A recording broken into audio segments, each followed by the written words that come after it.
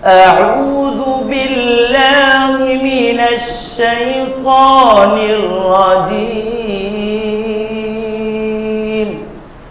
بسم الله الرحمن الرحيم. وما هذه الحياة الدنيا إلا لهو ولعب وإن الدار الآخرة لهي الحيوان لو كانوا يعلمون. فإذا ركبوا في الفلك دعوا الله مخلصين له الدين فلما نجاهم إلى البر إذا هم يشركون ليكفروا بما آتيناهم وليتمتعوا فسوف يعلمون. أولم يروا أنا جعلنا حرما آمنا ويتخطف الناس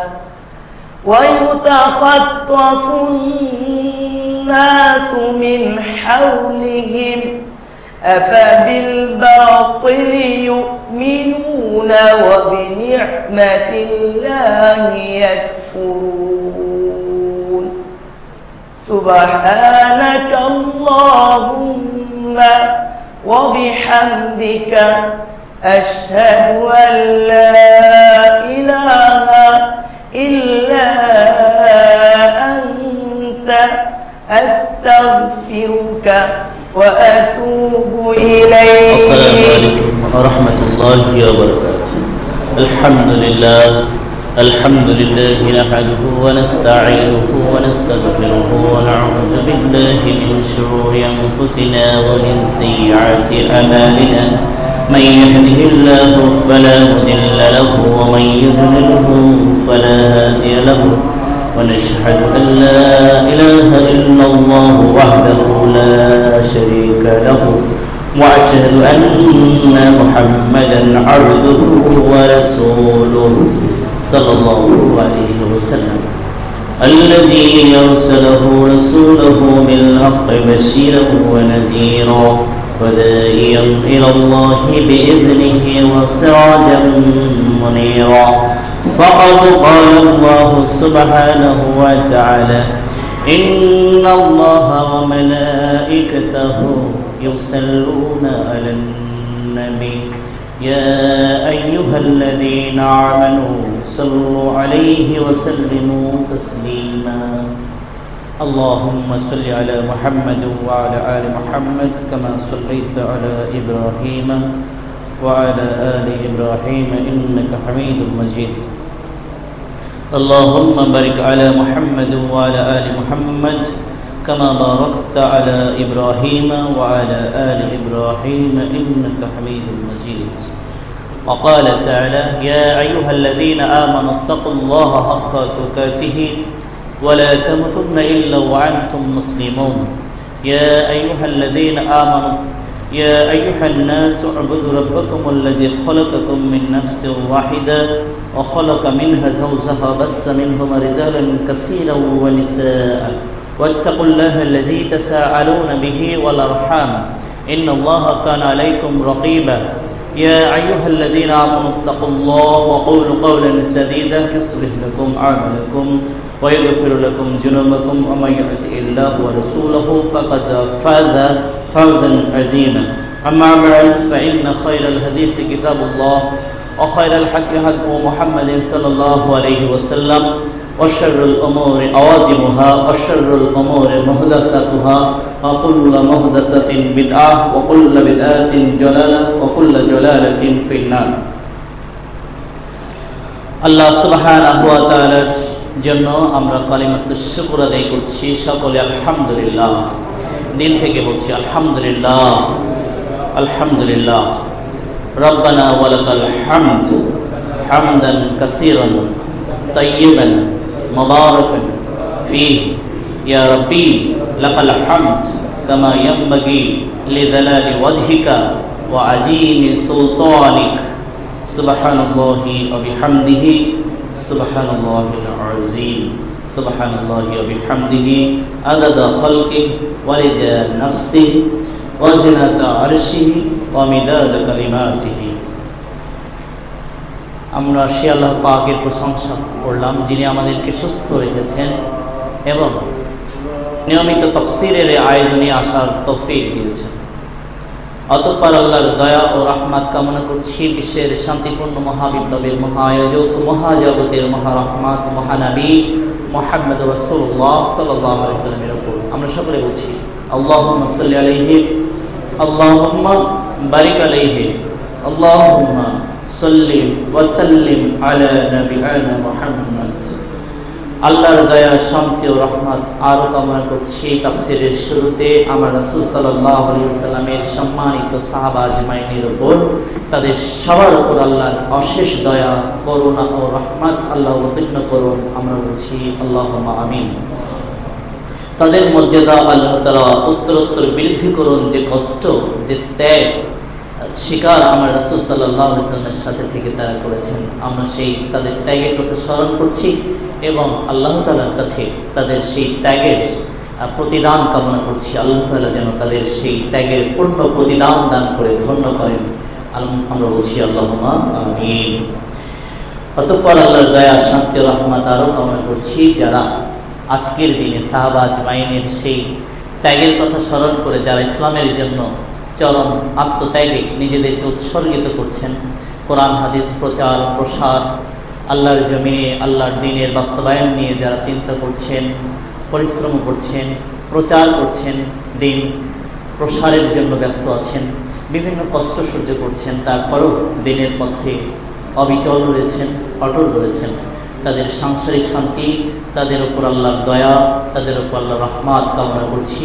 আল্লাহ আমাদের বাংলাদেশ সহ সারা বিশ্বের যত মুসলিমরা কষ্টে আছে আল্লাহ আপনি তাদের উপর দয়া করুন, তাদের কষ্টকে আপনি দূর করে দিন, তাদের উপরে আপনার খাস রহমত নাজিল করুন।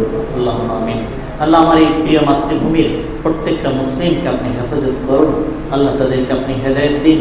আল্লাহ সকল প্রকার শত্রুতা বিদ্বেষ থেকে, দেশ বিদেশি ষড়যন্ত্র থেকে আমাদের এই প্রিয় মাতৃভূমিকে আপনি হেফাজত করুন। আল্লাহুম্মা আমিন। মাতৃভূমির প্রত্যেক অংশকে আপনি হেফাজত করুন। আল্লাহুম্মা আমিন। সাথে সাথে কিয়ামত পর্যন্ত আমার রাসূল সাল্লাল্লাহু আলাইহি ওয়াসাল্লামের যে উম্মতগণ আসবেন এবং তার সেই নীতির ওপর, তার আমলের ওপর, তার বিশ্বাসের ওপর এবং সাহাবা আজমাইনের আমল নীতি ও বিশ্বাসের ওপর যেখান থেকে যে প্রান্ত থেকে যারা অটল থাকবে, অবিচল থাকবে, আল্লাহ তাদের ওপর অগ্রিম আপনার রহমত কামনা করছি। আল্লাহুম্মা আমিন। আজকে আমরা নিয়মিত তাফসীরের গত সপ্তাহে কোন পর্যন্ত পড়তে পেরেছিলাম? কত আয়াত মনে আছে আপনাদের? সূরা বাকারা শুরু করেছিলাম, সূরা বাকারা ৫ম আয়াত শেষ করেছিলাম। জি জি। উলাইকা আলা হুদাম মির রাব্বিহিম উলাইকা হুমুল মুফলিহুন। আমাদের গত সপ্তাহের আলোচনা ছিল সুপথ প্রাপ্ত এবং সফল কামদের বৈশিষ্ট্য ও পরিচয়। আজকে আমাদের পরবর্তী আয়াত থেকে, ষষ্ঠ আয়াত থেকে যতদূর আমরা যেতে পারবো মিনিমাম 10, 6 থেকে 10, উপরে যা যেতে পারি। কমপক্ষে 6 থেকে 10 আয়াত পর্যন্ত আমরা আজকে তাফসিরে আলোচনার চেষ্টা করব ইনশাআল্লাহ। আমরা সময় সংক্ষেপ করার চেষ্টা করব, কারণ আমাদের ভাইরা যারা আসেন তাদের আবার ফিরে যেতে হয়। আর যেহেতু এসার পরে আমাদের বক্তব্যটা শুরু হয়, তাফসির শুরু হয়, যে কারণে বেশি রাত করাটা সুন্নাহ সম্মত নয়। তো এখান থেকে 6ষ্ঠ আয়াত থেকে আজকে আমরা আলোচনা শুরু করব। 6ষ্ঠ আয়াতের আলোচনার আজকে বিষয়বস্তু যেটা ফুটে উঠবে সেটা হচ্ছে, গতদিন আমরা সফল কামদের পরিচয় তুলে ধরেছি, আজকে ব্যর্থদের পরিচয়, কারা ব্যর্থ। এই 6ষ্ঠ থেকে 10 আয়াত পর্যন্ত আমাদের যে আলোচনা আসবে বলে আমরা মনে করছি, যে ব্যর্থদের পরিচয়, ব্যর্থদের বৈশিষ্ট্য, যারা কারা ব্যর্থ। 5ম আয়াত পর্যন্ত সফলদের পরিচয় তুলে ধরেছি। তো 5ম আয়াতের কিছু সার নির্যাস আমরা তুলে ধরি, কারা সফল কাম ছিল। মনে আছে আপনাদের? এক এক করে কেউ বলতে পারবেন একজন, যে কাদের সফল কামদের আলোচনা আমরা করেছিলাম, কারা আসলে সফল কাম? আমরা সংক্ষেপে বলে দেই, আমরা সফল কামদের ব্যাপারে আলোচনা করেছিলাম যে মুত্তাকিরা সফল কাম, তাই না? প্রথম ছিল।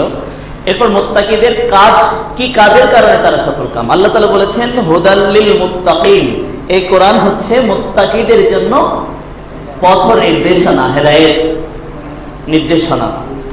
এবার পরবর্তীতে আমরা এই মুত্তাকি কারা, সে তাদের পরিচয় হিসেবে যারা গত সপ্তাহে আসেননি, এই 5 আয়াত যারা স্টাডি করবেন, আমি বিনীতভাবে বলেছি, এই বিগত কয়েকদিন যাবৎ বলছি, আজও বলছি, অন্যান্য ডিস্ট্রিক্টে আমাদের দিনী ভাইদেরকে আমরা যে নসিহতটা করেছি, আপনাদেরকে তো সবচেয়ে কাছের, অনেক কাছের মানুষ আপনারা, তো এই নসিহতটা আপনাদের জন্য। সেটা হলো যে আমরা চারপাশের যে অবস্থা দেখতে পাচ্ছি, নয়া জামানার যে পদধ্বনি, কিয়ামতের যে পদধ্বনি আমাদের কিন্তু দরজায় কড়া নাড়ছে, এটা কিন্তু স্মরণ রাখবেন। যে কোনো মুহূর্তে ঈসা আলাইহিস সালাতু ওয়াস সালামের আবির্ভাব ঘটবে, ইমাম মাহদী আলাইহিস সালামের আবির্ভাব ঘটবে। তাদের আবির্ভাবের পূর্ব যত লক্ষণ 99.99% প্রায় প্রকাশিত হয়ে গেছে, আর সামান্য কিছু বাকি আছে, সেটা যে কোনো মুহূর্তে ঘটে তাদের আবির্ভাব হওয়া সম্ভব। যে কথা বারবার বলেছিলাম, আজও বলছি, যদি আগামী 1 মাসের মধ্যে তারা আসেন, অবাক হওয়ার কিছু থাকবে না। যে আল্লাহ তাআলা যখন চান ওনাদের পাঠাবেন, তবে ওনারা আসার যে মুহূর্ত, সে মঞ্চটা প্রস্তুত। যে কারণে অবশ্য আপনার মৃত্যুই তো কিয়ামত। এই জন্য কবে কিয়ামত হবে, কবে কি হবে, এ নিয়ে এত চিন্তা করার চাইতে আমার তো সীমিত সময়ের জন্য এসেছি, আমার মৃত্যুটাই তো কিয়ামত শুরু হয়ে গেল আমার জন্য। এই জন্য আমি আমাকে বাঁচানোর জন্য চেষ্টা করি সবাই। তো আমরা মুত্তাকি সফলদের যে পরিচয় বলেছিলাম আপনারা, তো তার অংশ হিসেবে আমরা যেটা বলেছিলাম যে ওয়াল আসর ইন্নাল ইনসানা লাফি খুসর, এই সূরাটা যখন তাফসীর পড়েছি আমরা ছাত্র অবস্থায়, এবং এখনো তার থেকে যেটা বুঝি এবং যতগুলো হাদিস আমরা পেয়েছি, যে প্রত্যেকটা মানুষ ক্ষতির মধ্যে রয়েছে। তো আল্লাহ তো বলেছেন যে ঈমান এনেছে, তারা ঈমান এনেছে এবং সৎ কাজ যারা সম্পাদন করছে তারা ক্ষতির বাইরে। তো সৎ কাজ সম্পাদনের মধ্যে আল্লাহ রাসূল সাল্লাল্লাহু আলাইহি ওয়াসাল্লাম যারা ইলম অর্জনের মধ্যে রয়েছে তাদের ক্ষতির বাইরে বলে তিনি বলেছেন। অনেকগুলো হাদিস আছে। তো যে কারণে আপনাদেরকে আমরা বলবো যে প্রত্যেক দিন অন্তত 10টা করে কোরআনের আয়াত, 5টা করে হাদিস প্রত্যেক দিন আপনারা আপনার বাড়িতে তালিম শুরু করুন।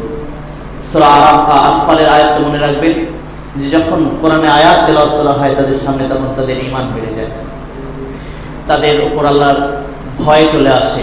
তো প্রত্যেক বাড়িতে বাড়িতে প্রত্যেক বাড়িতে যেন কোরআনের দার্স চালু হয়ে যায়, কোরআনের তালিম চালু হয়ে যায়। আপনি আপনার স্ত্রী, আপনার মেয়ে, আপনার ছেলেকে একত্রিত করুন, একত্রিত করে অন্তত 20 মিনিটের জন্য, 24 ঘন্টার থেকে 20 মিনিটটা যদি আপনি আল্লাহর জন্য দিতে না পারেন, আমি মনে করি এটা অনেক ব্যর্থতার পরিচয় হবে আমাদের জন্য। সবাইকে নিয়ে বসুন, আপনি পরিবারের প্রধান, আপনি আপনার দায়িত্ব এড়িয়ে যাবেন না, আপনি আপনার দায়িত্ব সম্পর্কে জিজ্ঞাসিত হবেন। আমার নবী সাল্লাল্লাহু আলাইহি ওয়াসাল্লাম কিন্তু সেদিন বিদায়ের দিন বলেছিলেন, বিদায় হজের দিন, যে প্রত্যেকেই তার দায়িত্ব সম্পর্কে জিজ্ঞাসিত হবে। আপনি অন্তত আপনার পরিবার সম্পর্কে তো জিজ্ঞাসিত হবেন। এই জন্য আমি বিনীতভাবে নসিহত করছি, আপনার বাড়িতে আপনি কোরআনের দার্স চালু করুন। আমরা আমাদের কার্যক্রমগুলো ইতিমধ্যেই বলে দিই। আমরা বাইতুল মামুর 4 জামে মসজিদে প্রত্যেক জুম্মাবার আমি তার দার্স তাফসীর শুরু করেছি। এটা আসর থেকে মাগরিব। এখানে যারা চেষ্টা করবেন বাইতুল মামুর চাঁদ জামে মসজিদ উত্তর আদাবর পানির পাম্পের পাশেই। এখানে যারা সুযোগ থাকবে আসর থেকে মাগরিব, আর প্রত্যেক জুমাবার তো কোরআন সুন্নাহ রিসার্চ ইনস্টিটিউটে আমাদের দার্স চলবে। তো এটা আপনারা সর্বোত্তম চেষ্টা করবেন এখান থেকে যে দার্সটা করা হবে এটাই বাড়িতে তালিম করবেন, তাহলে একদিকে নিজেদের উন্নতি হবে, বাড়িতে যারা আসে না, এখানে আসতে পারে না, তাদেরও উন্নতি উপকার হবে। আর আমরা চেষ্টা করছি মেয়েদের জন্য পৃথক ব্যবস্থা করার জন্য, ইনশাআল্লাহ অচিরেই হয়ে যাবে। মসজিদের আমি আলোচনা করেছি মেয়েদের জন্য ইনশাআল্লাহ খুব শীঘ্রই নতুন যে ভবনটা, ওই ভবনে মেয়েদের জন্য ইনশাআল্লাহ জমায় মেয়েরা আসতে পারবে। আল্লাহ রাসূল সাল্লাল্লাহু আলাইহি ওয়াসাল্লাম নিষেধ করেছেন যে আল্লাহর বান্দীদের তারা যদি মসজিদে আসতে চায় নিষেধ করো না, আমরা নিষেধ করতে পারবো না। অনেক দিনে বোনরা আসতে চেয়েছেন, আমরা নিষেধ তো করতে পারবো না, যেহেতু আমার নবী সাল্লাল্লাহু আলাইহি ওয়াসাল্লাম বলেছেন, অতএব নিষেধ করার অধিকার আমার নেই। যাই হোক, এজন্য আমরা চালু করব। আচ্ছা, এবং আমাদের মাদ্রাসায় যে দার্সটা শুরু হয়েছে সেটা আপনাদের জানা জরুরি। প্রত্যেক বৃহস্পতিবার সন্ধ্যায়, বৃহস্পতিবার দিনগত সন্ধ্যা, যেদিন জুম্মাবার পড়ে যাচ্ছে, অর্থাৎ জুম্মাবারকে কেন্দ্র করে আমরা নবসাজে সজ্জিত হতে চাচ্ছি, যে জুম্মাবারটা যেন আমরা দারুণ ভাবে কাটাতে পারি। যেহেতু এই জুম্মাবারটা এই দিন কিয়ামত হবে, এই দিন আদম আলাইহিস সালামকে সৃষ্টি করা হয়েছে, এই দিন থেকে জান্নাতে দেওয়া হয়েছে, এই দিনই জান্নাত থেকে বের করে দেওয়া হয়েছে, এই দিনই কিয়ামত কায়েম হবে। তো যে কারণে এই জুম্মাবারকে কেন্দ্র করে আমরা অনেকগুলো কার্যক্রম হাতে নিয়েছি। তো জুম্মাবার আমাদের তাফসীর তো এখানে হচ্ছে মসজিদে এবং কোরআন সুন্নাহ রিসার্চ ইনস্টিটিউটে। আর দ্বিতীয়ত হচ্ছে যে প্রত্যেক বৃহস্পতিবার সন্ধ্যায় গার্ডিয়ান যারা রয়েছেন, আমাদের গার্ডিয়ানরা যেটা করবেন যে আমাদের বাচ্চাদেরকে সন্ধ্যাবেলা তো নিয়ে আসতে পারেন, তো আপনারা মাগরিবের সালাতটা আমাদের মাদ্রাসায় যেই পড়বেন, এবং সেখানে কোরআনের আয়াত প্রত্যেক সপ্তাহে 10টা করে শুধু আয়াত পড়া হবে এবং অনুবাদ করা হবে। যেটা অন্য কিতাব যারা পড়ছে তারা পড়ুক, আপনি খায়রুকুম মান তাআল্লামাল কুরআন ওয়া আল্লামাহু, এই হাদিসের দলে চলে যান। তারা যেটা করছে, তারা তো অন্তত কিছু না হলেও মানুষকে নামাজি বানাচ্ছে, মানুষের সিয়াম পালন করাতে শেখাচ্ছে, সিনেমা হল থেকে তো অন্তত বের করে রাখছে, যারা ক্লিন সেভ হতো তাদেরকে মুখে দাড়ি শোভাচ্ছে। আমরা তাদের এত কঠোর সমালোচনা না করে তারা একটা কিতাব দিয়ে তালিম করছে, আপনারাও একটা কিতাব দিয়ে তালিম করুন। আপনারা করুন কিতাবগুলোর মধ্যে শ্রেষ্ঠ, সকল কিতাবের মধ্যে শ্রেষ্ঠ কোরআনুল কারীম দিয়ে। তো কোরআনুল কারীম দিয়ে তালিম আপনার বাড়িতেও যেন হয়, এবং আমাদের মাদ্রাসায় যেটা হচ্ছে সেটা আপনারা উপস্থিত থাকবেন। প্রত্যেক জুমাবার 10টা করে আয়াতের কোরআনের অনুবাদ, সরল অনুবাদ, এবং 10টা করে হাদিসের রাবি, হাদিসদের রাবি সহ সানাদ সহ 10টা করে হাদিসের অনুবাদ আরবি বলবে, আরবির সাথে সাথে বাংলা অনুবাদ করবে, সরল অনুবাদ। এখানে কোনো ব্যাখ্যা বিশ্লেষণ আসবে না, শুধু সরল অনুবাদ হবে সহিহ হাদিসগুলোর উপরে, এবং হাদিস নাম্বারগুলো নিয়মিত বলে দেওয়া হচ্ছে যাতে উপকৃত হন। এরপরে 2-3টা ইসলামী সঙ্গীত থাকে, সবাই একটু এনজয় করে উপভোগ করে, কারণ ইসলামী সংস্কৃতি আছে, সুন্দর সংস্কৃতির ব্যবস্থা, সেটা চর্চার ব্যবস্থা আছে। এটা আপনারা বৃহস্পতিবার সন্ধ্যায় যারা সুযোগ পাবেন, গার্ডিয়ান আমাদের অভিভাবক যারা রয়েছে তারা বাচ্চাদের যখন আনতে যাবেন, ওই দিনে সাপ্তাহিক একদিন ছুটি আমাদের আছে, তারা অন্তত গিয়ে বসবেন। এভাবেই যদি আমরা জ্ঞান চর্চার মধ্যে থাকি, ইনশাআল্লাহ অনেক ক্ষতি থেকে আমরা বেঁচে থাকবো ইনশাআল্লাহ। সকলের প্রতি আমার আহ্বান রইল। আচ্ছা, এবার আমরা মুত্তাকিদের বৈশিষ্ট্যের কথা বলছিলাম। 1 নম্বর বৈশিষ্ট্য তার কি ছিল? তারা সালাত প্রতিষ্ঠা করবে। আর সালাত প্রতিষ্ঠার 4টা পর্যায়ে বলেছিলাম। যে কোনো একজন বলেন তো সালাত প্রতিষ্ঠার 4টা পর্যায়ে সংক্ষেপে। তরিকুল বলেন। আমরা সালাত, আল্লাহ বলেছেন ওয়ায়ুকিমুনাস সালাতা, সালাত প্রতিষ্ঠার আমরা তাফসীর করেছিলাম, 4টা পর্যায়ে বলেছিলাম যে সালাত প্রতিষ্ঠা কিভাবে হবে। পড়তে বলেন না, আল্লাহ প্রতিষ্ঠা করতে বলেছেন। সালাত প্রতিষ্ঠার 4টা পর্যায়ে বলুন।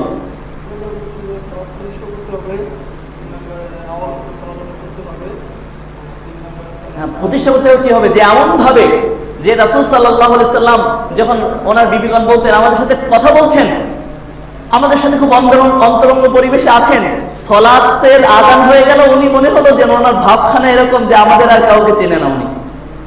উনি এমন ভাবে আমাদের সাথে উঠে যায়, বা আমাদের সাথে ওনার আচরণটা এমন যে উনি আর আমাদের কাউকে চিনছেন না। তাহলে প্রতিষ্ঠা এরকম হবে। আমরা প্রথমটা আপনাকে একটু ব্যাখ্যার দাবি রাখি, সেটা হলো যে প্রতিষ্ঠা আমরা এটা বলেছিলাম যে আপনার সাথে, আপনার সামনে কোনো একজন ব্যক্তি যেন এসে বুঝতে না পারে যে আমি এর সামনে সালাত যদি না পড়ে অবস্থান করি, নিশ্চিত এই লোকটার ভাব যেরকম আমাকে পাগলই ফতোয়া দেবে, তাই না? যে একটা কাপড় পরা পরিবেশে কেউ যদি আসে উলঙ্গ হয়ে, তাকে যেমন লোকে পাগল বলবে, আমাদের সালাত এমন হবে, সালাতের প্রতি আমরা এমন উৎসাহী থাকবো, এমন পাগল পারা থাকবো যে আমাদের এই অবস্থা দেখে যারা সালাত পড়ে না এমন কোন ব্যক্তি যেন সালাত পড়তে বাধ্য হয় এবং মনে করে, আমাদের পরিবারের যে কেউ এবং বাইরের যে কেউ, যে এই জায়গায় সালাত না পড়ে সামনে দাঁড়ালে আমাদের পাগল মনে করবে, এমন আমাদের ভাব থাকতে হবে এই সমাজে। এর নাম সালাত প্রতিষ্ঠার প্রথম পর্যায়ে। দ্বিতীয় পর্যায়ে বলেন। হ্যাঁ, আমাদের দ্বিতীয় পর্যায়ে তরিকুল সঠিক বলেছে, আলহামদুলিল্লাহ, আল্লাহ তাকে জ্ঞান আরো বাড়িয়ে দিন, আমিন বলেন অন্তত, আল্লাহুম্মা আমিন। যে সে দ্বিতীয় বলেছে যে সালাত আওয়াল ওয়াক্তে পড়া, এটা সালাত প্রতিষ্ঠার দ্বিতীয় পর্যায়ে। দলিল বলেন।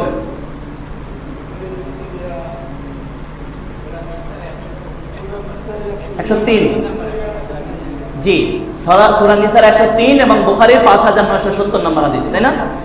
যে আওয়াল ওয়াক্তে সালাত পড়তে আল্লাহ রাসূল আল্লাহর সবচাইতে প্রিয় আমল বলে উল্লেখ করেছেন, বুখারীর 5970 নম্বর হাদিস। যে আব্দুল্লাহ ইবনে মাসউদ রাদিয়াল্লাহু আনহু যখন রাসূল সাল্লাল্লাহু আলাইহি ওয়াসাল্লামের কাছে প্রশ্ন করেছিলেন কোন আমল সর্বশ্রেষ্ঠ আল্লাহর কাছে, তিনি আওয়াল ওয়াক্তে সালাতকে বলেছিলেন। তাহলে আমরা সালাত প্রতিষ্ঠার দ্বিতীয় পর্যায়ে পেলাম যে নির্ধারিত ওয়াক্তের মধ্যে সালাত পড়তে হবে, তাই না?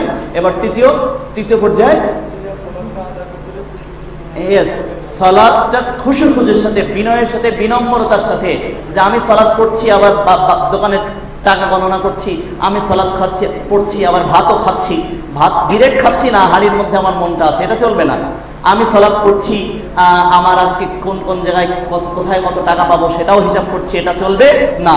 অর্থাৎ একেবারে একনিষ্ঠভাবে আল্লাহর জন্য সালাতটা পড়তে হবে। সালাত প্রতিষ্ঠার আমরা এটা কি বলেছিলাম? তৃতীয় পর্যায়। চতুর্থ পর্যায়ে কি বলেছিলাম? হ্যাঁ, এর দলিল কি? সালাত প্রতিষ্ঠার তৃতীয় পর্যায়ে দলিলটা বলতে হবে। দলিল হচ্ছে সূরা মুমিনুনের 1-2 নম্বর আয়াত, ক্বাদ আফলাহাল মুমিনুন, মুমিনরা সফল, মুমিনরা জান্নাতি। জান্নাতি কেন? আল্লাযীনা হুম ফি সালাতিহিম খাশিউন, তারা তাদের সালাতে বিনয়ী, তারা তাদের সালাতে বিনম্র, তারা তাদের সালাতে একাগ্র। তাহলে সালাত প্রতিষ্ঠা 3 নম্বর পর্যায়ে আমরা বিনয়ীর সাথে সালাত পড়ব। চতুর্থ, ইয়েস, জাযাকাল্লাহ, চমৎকার উত্তর দিয়েছে আমাদের তরিকুলকে আল্লাহ তাআলা হেফাজত করুন, আল্লাহুম্মা আমিন। তাকে শক্তিশালী করুন, তার যত প্রকার সমস্যা রয়েছে আল্লাহ হেফাজত করুন, আল্লাহুম্মা আমিন। আল্লাহ আমাদের এই খেদমতটা যদি তুমি পছন্দ করো, তরিকুলকে তুমি রহমত করো, আল্লাহুম্মা আমিন। তার স্মৃতিশক্তি তুমি বাড়িয়ে দিও, আল্লাহুম্মা আমিন। চতুর্থ পর্যায়ে বলেছে, যথার্থই বলেছে যে সালাতটা আমার নবী সাল্লাল্লাহু আলাইহি ওয়াসাল্লামের মতোই হতে হবে, হুজুরের মতো হতে হবে না, কোন নেতা খেতার মতো হলেও হবে না, হাজার হাজার মানুষের মতো হলেও হবে না, আবার পীর সাহেব হুজুরের মতো হলেও হবে না, বরং পীর সাহেব হুজুরকে মুহাম্মদ সাল্লাল্লাহু আলাইহি ওয়াসাল্লামের মতো সালাত করতে হবে, নাহলে পীর সাহেবের নামাজও হবে না। কি বলেন? জি, তাহলে এর দলিল কি? জি, বুখারী 631 নম্বর হাদিসটা বলতো। মাশাআল্লাহ, সবাই তো হাদিস অনেক শিখে ফেলেছেন। সাল্লু বলেন, সবাই বলেন না। আমার নবী সাল্লাল্লাহু আলাইহি ওয়াসাল্লামের কথা আপনি বলছেন, কোন নেতা খেতার কথা বলার সময় খুব ভারী ভারী লাগে, নেতাও খুব ভারী মনে করে যে আমার কথা কয় এরা, দেখছো আমার অনুসারীরা, আর আমার নবীর উম্মত নবীর কথা বলছে, আল্লাহ রাসূল খুশি হবেন কিনা? হবেন ইনশাআল্লাহ। বুখারী 631 নম্বর হাদিস। বলেন সবাই, সাল্লু কামা রাআইতুমুনি উসাল্লি, তোমরা সালাত পড়ো কার মতো? ইউসুফ জানের মতো, মুহাম্মদুর রাসূলুল্লাহ সাল্লাল্লাহু আলাইহি ওয়াসাল্লামের মতো। তাহলে মুহাম্মদ সাল্লাল্লাহু আলাইহি ওয়াসাল্লামের সালাত কোথায় পাওয়া যাবে? ওনাকে তো আমরা দেখছি না, ওনার সালাত পাওয়া যাবে বুখারীতে, ওনার সালাত পাওয়া যাবে মুসলিমে, সহিহ মুসলিমের হাদিসে, তিরমিজিতে, আবু দাউদে, নাসাইতে, ইবনে মাজাহের কিতাবুস সালাত অধ্যায়, তার মানে নামাজ শিক্ষা। হাদিস শরীফের মধ্যে প্রত্যেকটা হাদিস গ্রন্থের মধ্যে কিতাবুস সালাত আছে, মানে নামাজ শিক্ষা আছে। এটা বাদ দিয়ে আমরা বাজারের নামাজ শিক্ষা পড়বো না, হাদিসের নামাজ শিক্ষা পড়বো, ঠিক আছে তো ইনশাআল্লাহ। তাহলে হাদিস দেখে সালাত পড়বো, তাহলে মুহাম্মদ সাল্লাল্লাহু আলাইহি ওয়াসাল্লামের মতো সালাত হবে। হাদিস দেখে সালাত না পড়লে হুজুরের মতো সালাত হবে, পীর সাহেবের মতো সালাত হবে, হাজার লক্ষ কোটি মানুষের মতো সালাত হবে, মুহাম্মদ সাল্লাল্লাহু আলাইহি ওয়াসাল্লামের মতো সালাত হবে না। তাহলে সালাত প্রতিষ্ঠা যে আল্লাহ করতে বলেছেন তার চতুর্থ পর্যায়ে হলো না, তার মানে সালাত বাতিল হয়ে যাবে। আলহামদুলিল্লাহ, তাহলে এটা আপনারা ক্লিয়ার তো সবাই? সূরা বাকারার 3য় আয়াতের তাফসীর এটা। তারপরে যে রিজিক দিয়েছি সেই রিজিক থেকে ব্যয় করতে হবে, খালি ভাত না। এই রিজিক মানে আমরা বলেছি রিজিক মানে জ্ঞান, রিজিক মানে সম্মান, রিজিক মানে অর্থ, রিজিক মানে প্রতিপত্তি, রিজিক মানে হচ্ছে আল্লাহ তাআলা আপনাকে যে অর্থ দিয়েছেন সে অর্থ থেকে আপনি আল্লাহর জন্য ব্যয় করবেন। যদি মেধা দিয়ে থাকেন আল্লাহর জন্য মেধা ব্যয় করবেন, আল্লাহর দ্বীনের জন্য। আল্লাহ যদি আপনাকে অর্থ দিয়ে থাকেন অর্থ থেকে আল্লাহর দ্বীনের জন্য আপনি খরচ করবেন। আল্লাহ যদি আপনাকে শক্তি দিয়ে থাকেন আপনার শক্তি খালিদ বিন ওয়ালিদের মতো ইসলামকে বিজয়ের জন্য আপনি চেষ্টা করবেন। আপনার যদি প্রচুর জমি জায়গা দিয়ে থাকেন এখান থেকে ধান চাল যা উঠবে যারা অনাহারী থাকে তাদের থেকে আপনি ব্যয় করবেন, এর নাম রিজিক। আল্লাহ বলেছেন ওয়ামিম্মা রাযাকনাহুম ইনফাকুন, রিজিক থেকে তারা কি করবে? ব্যয় করবে। তাহলে সফল কামদের প্রথম পরিচয় এই চারটা পর্যায় অবলম্বনের মাধ্যমে সালাত প্রতিষ্ঠা করবে। যে রিজিক আল্লাহ সুবহানাহু ওয়া তাআলা দিয়েছেন তা থেকে সে ব্যয় করবে। আচ্ছা, তারপরে কি? ওয়াল্লাযীনা ইউমিনুনা বিমা উনজিলা, হ্যাঁ আল্লাহ রাসূল সাল্লাল্লাহু আলাইহি ওয়াসাল্লামের উপর যা নাযিল হয়েছে কোরআন এবং হাদিস রূপে সবকিছুর উপর চূড়ান্ত বিশ্বাস আনবে এবং বিশ্বাসের কাজও দেখাতে হবে। এবং তার পূর্ববর্তী যত শরীয়ত এসেছিল, অন্যান্য নবীগণের উপর যত শরীয়ত এসেছিল, যত কিতাব এসেছিল সেগুলো বিশ্বাস করতে হবে, কিন্তু সেগুলো আমাদের বাস্তবায়ন করতে হবে না। বাস্তবায়ন করতে হবে মুহাম্মদ সাল্লাল্লাহু আলাইহি ওয়াসাল্লামের উপর যে শরীয়ত এসেছিল, তাই না? এই আয়াত থেকে এটা বুঝলাম। আচ্ছা, আরো বুঝলাম আমাদের আখিরাত বলে যে একটা জিনিস আছে সেটার উপর খালি বিশ্বাস করলে হবে না, আল্লাহ বলেছেন দৃঢ় বিশ্বাস করতে হবে। তাহলে আমরা ওই ব্যক্তিদের সফল বলা হয়েছে।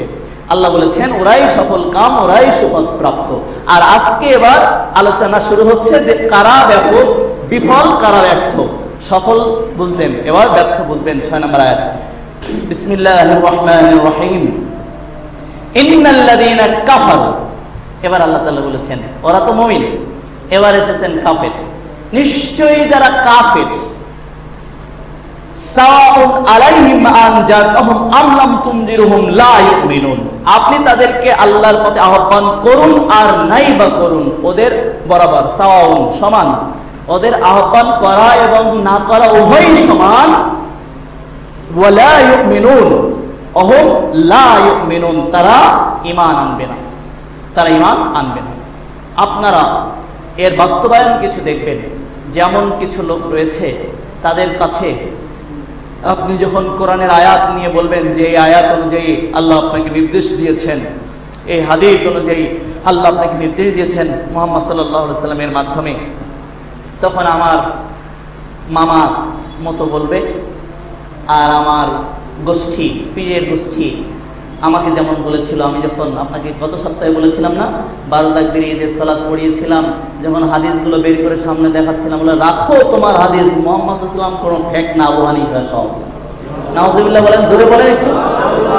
আবু হানিফা রাহমাতুল্লাহ আলাইহিকে আমরা ভালোবাসি, আমরা শ্রদ্ধা করি, ভক্তি করি, তার মর্যাদা বৃদ্ধির জন্য আল্লাহর কাছে দোয়া করি, কিন্তু কোনো অবস্থাতে মুহাম্মদ সাল্লাল্লাহু আলাইহি ওয়াসাল্লামের চাইতে সিনিয়র মনে করি না। মুহাম্মদ সাল্লাল্লাহু আলাইহি ওয়াসাল্লামের কথা পাওয়ার পর তার কথাকে আমরা অগ্রাধিকার দিই। এটা সূরা আহজাবের 36 নম্বর আয়াত অনুযায়ী আমাদের দাবি, কিন্তু তাকে অশ্রদ্ধা করি না, তার অনুসারীদেরকে অশ্রদ্ধা করি না, কিন্তু বলি যে যখন কোরআন এবং হাদিস পেয়ে যাবে তখন সেটা মানতে হবে। কিন্তু অবস্থা কি যে নিশ্চয়ই যারা কাফের হয়ে গেছে অর্থাৎ আল্লাহর দ্বীন থেকে, অমান আযলামু মিম্মান যুক্কিরা বিআয়াতি রাব্বিহি, যখন রবের বিধান দিয়ে তাদেরকে আহ্বান করা হয় তখন ওরা মুখ ফিরিয়ে রাখে। অমান আযলামু মিম্মান যুক্কিরা বিআয়াতি রাব্বিহি সুম্মা আ'রাদা আনহা ইন্না মিনাল মুজরিমিনা মুনতাকিমুন, ওই মুজরিম অপরাধীদেরকে দেখবেন যে আল্লাহর বিধান দিয়ে উপদিষ্ট হলে ওরা নিজেদেরকে মুখ ফিরিয়ে রাখে। কোরআন দিয়ে, হাদিসের কিতাব দিয়ে, হাদিস দিয়ে যখন ওদেরকে আল্লাহর পথে আহ্বান করা হয়, আজকেই আমার মসজিদে তাফসীরের মধ্যে বলেছিলাম তারা 5-7টা যুক্তি উপস্থাপন করে, বাপ দাদা, হাজার হাজার মানুষ, তারপরে হুজুর, খেজুর, নেতা, খেতা, এইসব দেখিয়ে আমাদেরকে কোরআন হাদিসকে বিমুখ করতে চায় মানুষকে, কিন্তু ওরা বিমুখ করতে পারবে না।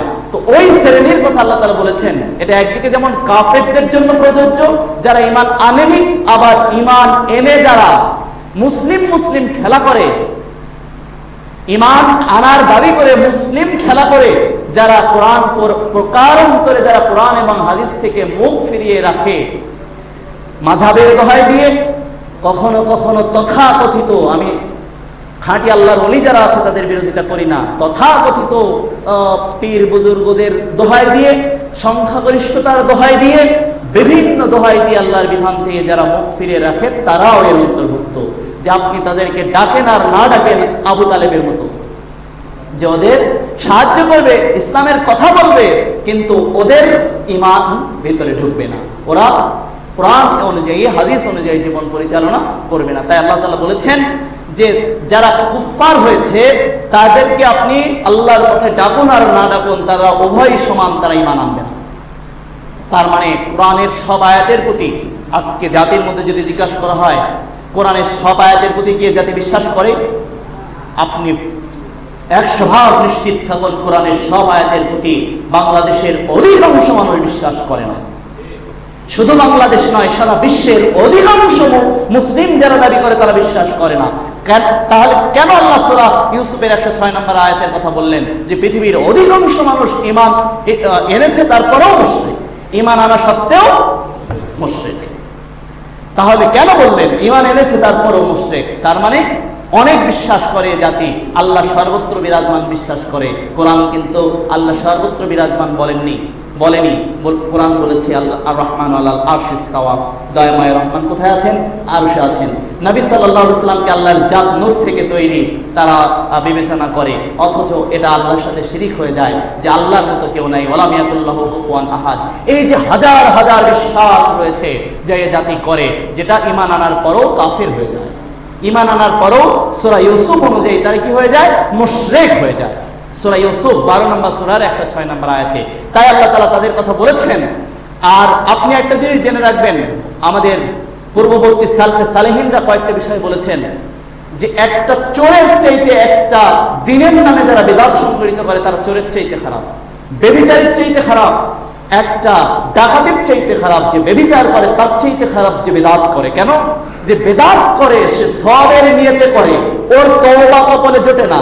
আর যে চুরি করে, যে ডাকাতি করে, যে ব্যভিচার করে, সে জানে সে খারাপ কাজ করছে, কোন এক সময় না এক সময় সে হয়তো তওবা করতে পারে। কিন্তু বিদআতি যে কোরআন অনুযায়ী জীবন পরিচালনা না করে, নিজেদের খেয়াল খুশি অনুযায়ী জীবন পরিচালনা করে, হাদিস অনুযায়ী জীবন পরিচালনা না করে, নিজের খেয়াল খুশি অনুযায়ী জীবন পরিচালনা করে, ওর তওবা জুটবে না কবলে। কারণ ও কাজটাও ভালো নিয়তে করে, সওয়াবের নিয়তে করে, ও তওবা করবে কেন?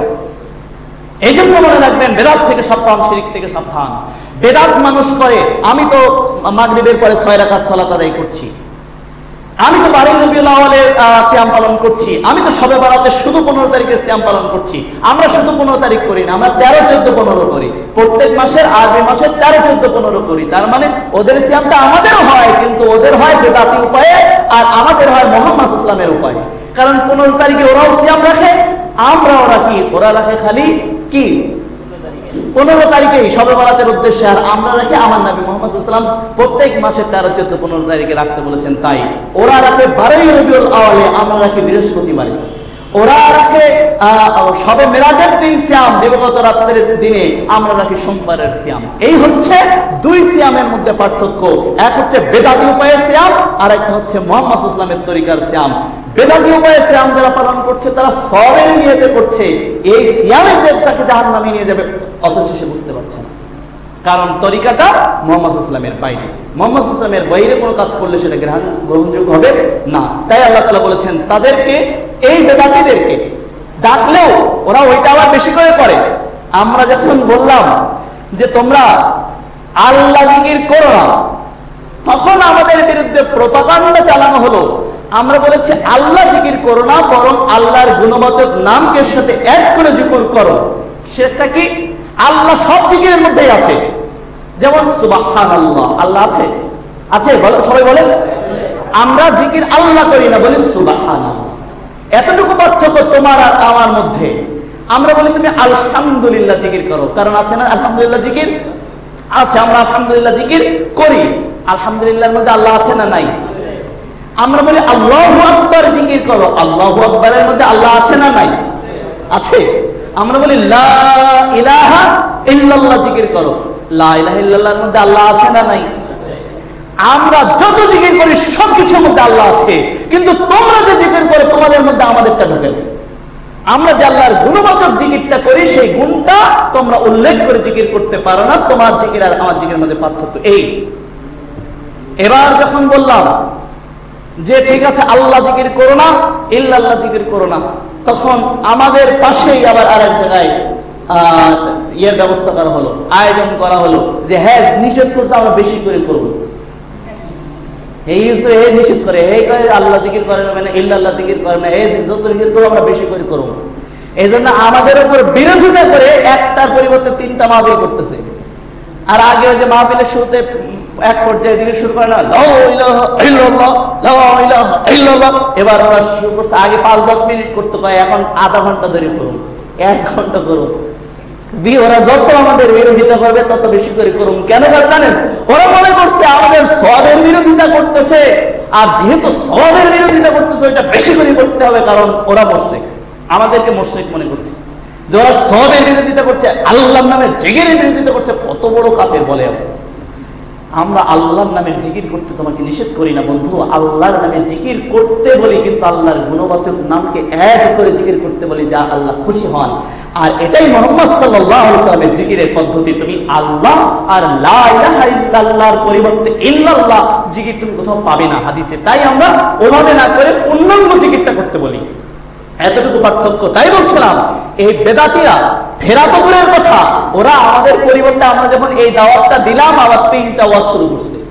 একটা আগে আমি যদি কোনো একটা এলাকায় এখন যাই, বিশেষ করে ঠাকুরগাঁও, সাতক্ষীরা, যশোর, এই এলাকায় যদি আমি যাই, তাহলে আমি যে জায়গায় আমার প্রোগ্রাম থাকে ওর আশপাশে ওরা 3টা প্রোগ্রাম আয়োজন করে, যে এই জিকির করতে যত নিষেধ করবে আমরা তত বেশি জিকির করবো। কোন জিকির? জিকির করতে আমরাও নির্দেশ করি, কিন্তু আমরা বেদাতে জিকির করতে নিষেধ করি। আমি আপনাকে যেটা বোঝাতে চাচ্ছিলাম সেটা হচ্ছে এই যে বিভ্রান্ত যারা হয়েছে, আল্লাহ তাদের কথা বলছেন এবং অন্যদের সকলের কথা, যেহেতু কোরআন সার্বজনীন।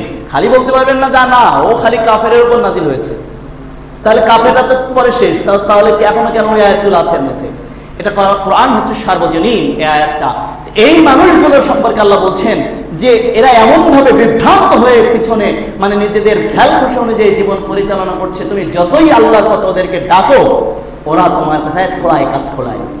জি না, ওরা শুনবে না, ওরা ওদের নীতিতে, ওরা ওদের গতিতে অটল থাকবে। তাই আল্লাহ রাসূল সাল্লাল্লাহু আলাইহি ওয়াসাল্লামকে উদ্দেশ্য করে এবং সমগ্র মুসলিম বিশ্বকে, মুসলিমদের উদ্দেশ্য করে আল্লাহ তাআলা বলেছেন যে তোমাদের কষ্টের কিছু নাই, তোমরা তোমাদের দাওয়াত দিয়ে যাও। কিন্তু ওদের কাজ হচ্ছে কি, ওদের গুণটা হচ্ছে কি, ওদের ভিতরে এমন ভাবে নোংরা হয়ে গেছে, ওদের সঠিক পথে ডাকো আর না ডাকো উভয় সমান, দাওয়াত দেওয়া না দেওয়ার পথে ফিরবে না। আল্লাহ তাআলা যেন এই থেকে আমাদেরকে হেফাজত করেন। যখনই কোরআন পাবো, যেখানেই পাবো কোরআনের আয়াত, যখনই হাদিস পাবো, যেখানেই পাবো সহিহ হাদিস, যে বলুক না কেন, আল্লাহ যেন আমাদেরকে সাথে সাথে গ্রহণ করার মতো সৌভাগ্য দিয়ে দেন। ওই অবাধ্যদের অন্তর্ভুক্ত যেন আমাদেরকে না করেন। যেই বলুক, যেখান থেকে, পৃথিবীর যে প্রান্ত থেকে যে মানুষ যেই বলুক কোরআনের কথা, হাদিসের কথা, আমরা সেটা যেন সাথে সাথে আমাদের কথা যেন হাদিসের কথার উপর প্রাধান্য না দেই।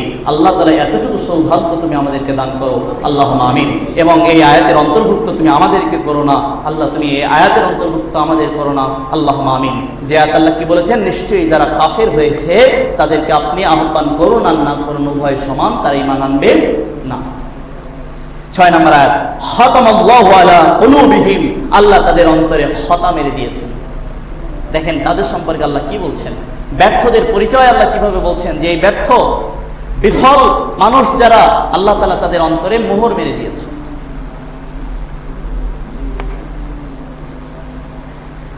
খতা, খাতামাল্লাহু আলা কুলুবিহিম, তাদের কোন কলবে মেরেছেন, কোথায়?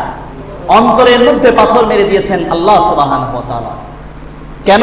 খাতামাল্লাহু আলা কুলুবিহিম ওয়া আলা সামঈহিম, এবং তাদের কর্ণকুহরের মধ্যে পাথর মেরেছেন, তাদের কর্ণকুহরে পর্দা দিয়ে ঢেকেছেন, কর্ণকুহরে পাথর মোহর লাগিয়ে দিয়েছেন।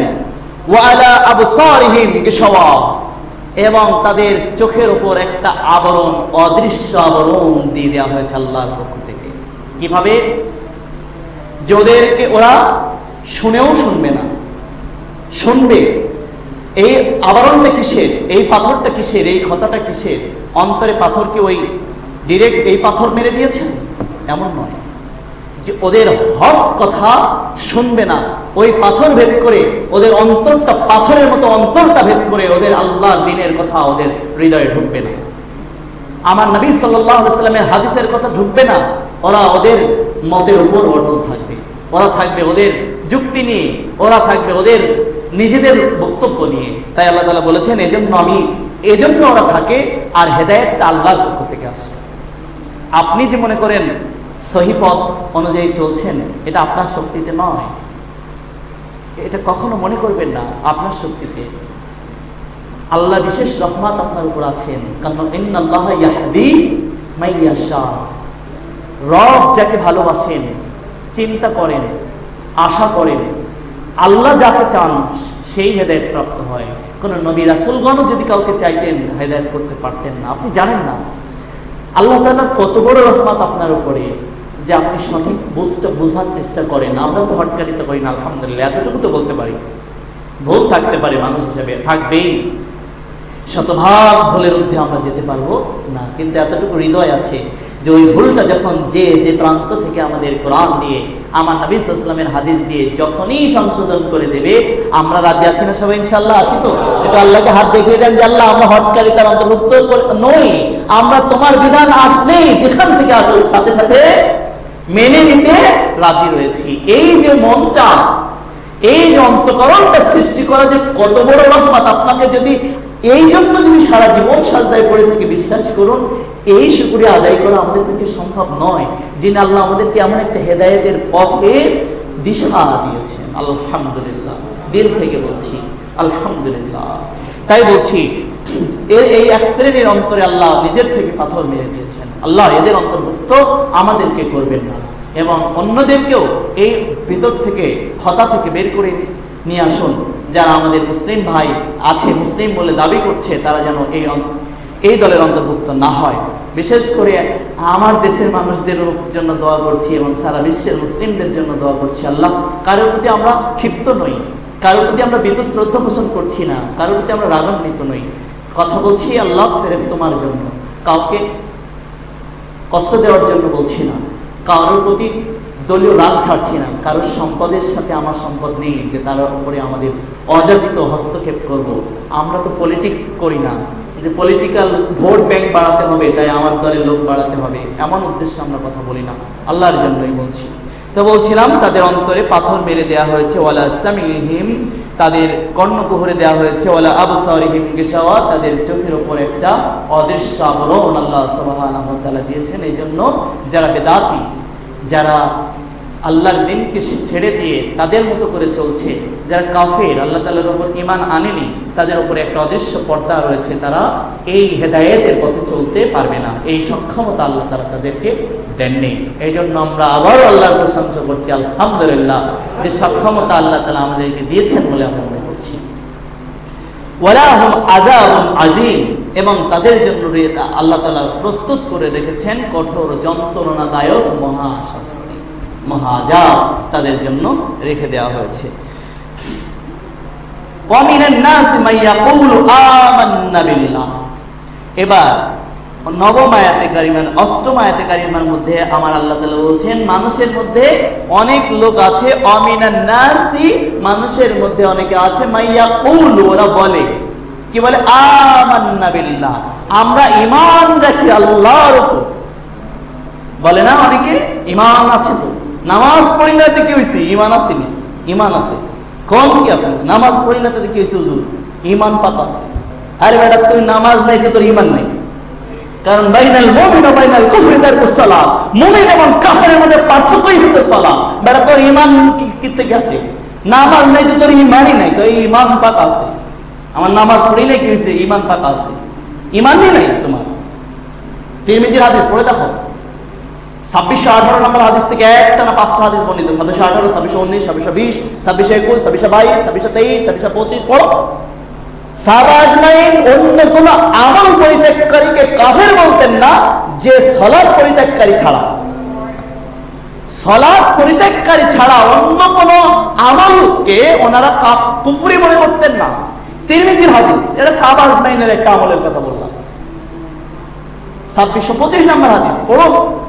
এবার সূরা রুম পড়ুন। আমাদের দেশে অধিকাংশ মানুষ বলে, সালাতের দাওয়াত দিলে বলে, আরে ভাই ঈমান ঠিক আছে, সালাত পড়ি না তাতে কি হয়েছে? এদের ফিরে আসতে বলছি, তোমার ঈমান ঠিক নাই, তুমি কাফেরের মধ্যে আছো, আল্লাহ বলেছেন, আমি বলছি না। পড়ুন আপনি সূরা রুম 23 নম্বর সূরার 31 নম্বর আয়াত পড়ুন। সূরা রুম 30 নম্বর সূরা, 30 31 মনে রাখলেই হবে, এতটুকু মনে রাখবেন, বাড়ি যে মিলাবেন।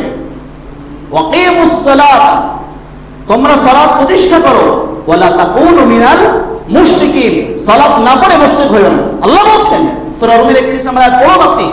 এরা নাকি সালাতে মানে সালাত না পড়লে যে কাফের হবে কিনা, মুশরিক হবে কিনা দলিল পায় না। সূরা রুমের দলিল দেখাও।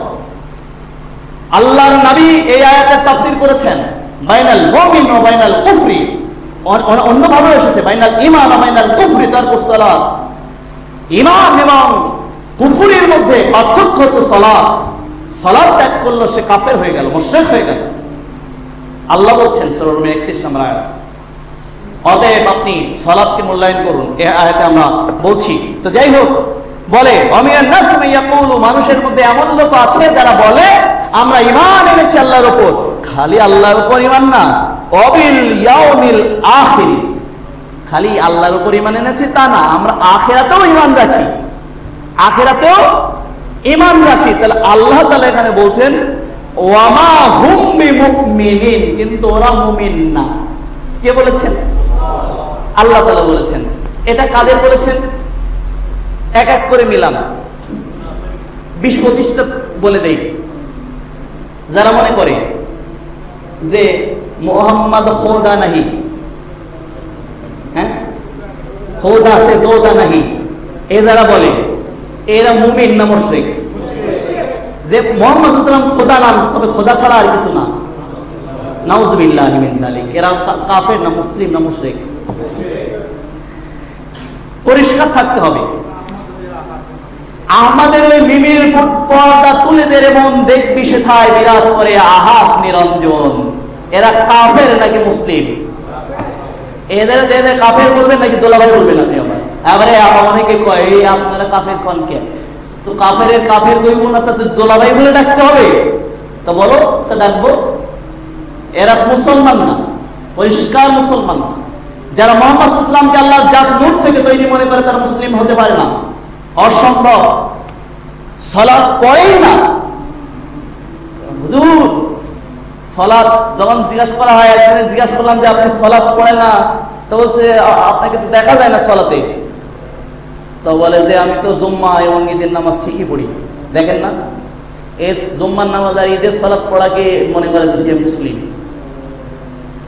ইচ্ছাকৃতভাবে সালাত ত্যাগ করছে। সমস্ত মাযহাবের ফতোয়া, ইমাম আবু হানিফা রাহমাতুল্লাহ আলাইহি বলেছেন যদি সে সালাতকে দাওয়াত দেওয়া হলো কিন্তু সে সালাত পড়লো না, তাকে বন্দী করতে হবে। ইমাম আহমদ তাকে কতল করতে হবে বলেছেন। ইমাম আমাদের আব্দুল কাদের জিলানী, শেখ আব্দুল কাদের জিলানী, যে সালাত দাওয়াত দেওয়া হলো কিন্তু সালাত পড়লো না, তাকে মেরে ফেলতে হবে, তিনি বলেছেন। এটা তাদের ফতোয়া। আমরা বলছি যে সালাত পড়ছে না সে মুসলিম না।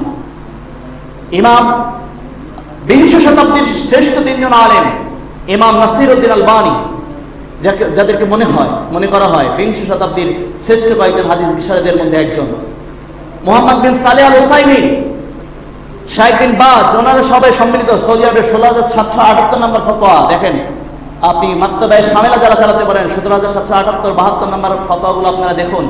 যে স্ত্রী সালাত পড়ে, স্বামী সালাত পড়ে না, বিবাহ সম্পর্ক বাতিল, তালাক হয়ে যাবে, তালাক দেওয়া লাগবে না, তালাক হয়ে যাবে। কত পড়ে দেখেন। তাহলে যারা সালাত ঠিক মতো আদায় করে না, তারা ইসলাম ছাড়া অন্য যে কোনো নীতি এবং গতির উপর যারা ঈমান রাখে তারা মুসলিম থাকতে পারবে না।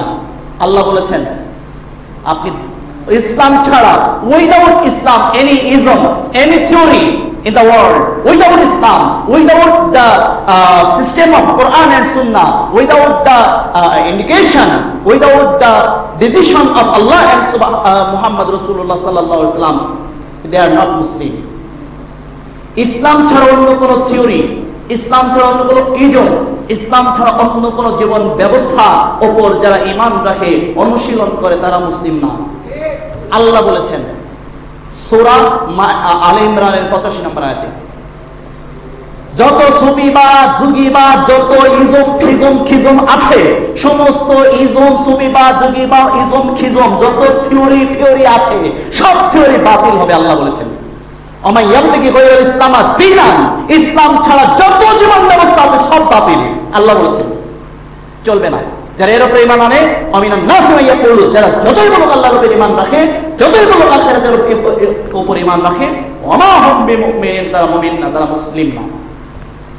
কোরআন এবং হাদিসের থিওরির বাইরে যত থিওরি আছে, সে থিওরি অনুযায়ী যারা চলবে, আল্লাহ সুবহানাহু ওয়া তাআলা বলেছেন তারা মুমিন না, আল্লাহ বলেছেন।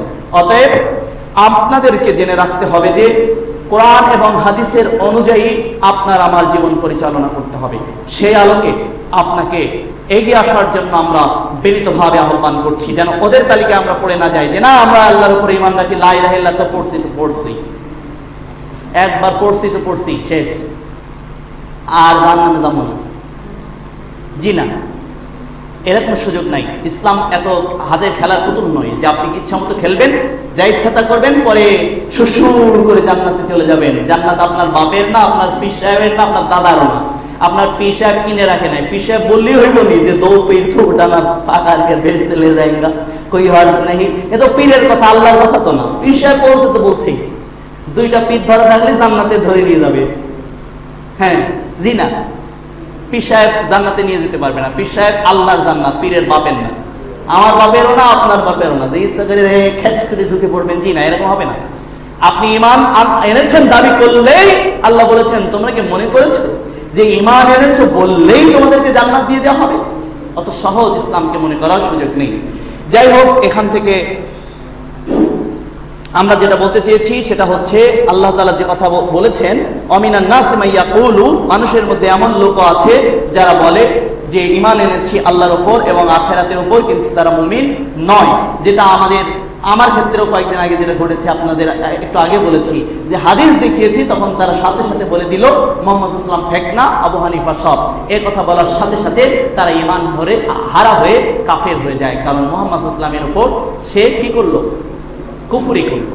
কারণ আসলে আপনি কি বিশ্বাস করেন বাংলাদেশ, ভারত, পাকিস্তান স্বয়ং মুহাম্মদ রাসূলুল্লাহ সাল্লাল্লাহু আলাইহি ওয়াসাল্লাম এসে যদি কিছু আমল দেখিয়ে যান, তখন ওরা বলবে যে আরে আপনি তো আসছেন অনেক আগে আসছিলেন, এখন আর দরকার নেই, আমরা যেটা আছে ওইটা নিয়ে আছি।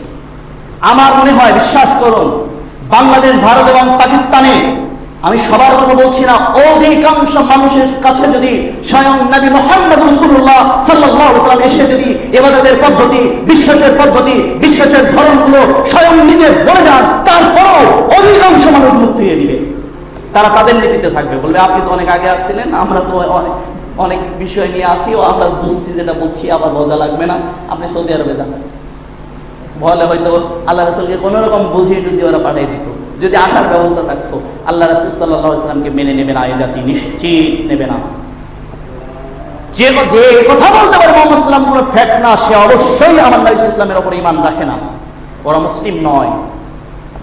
আজকে হয়তো মনের কষ্টে কিছু কথা বের হচ্ছে, কিন্তু এই কথাই ঠিক।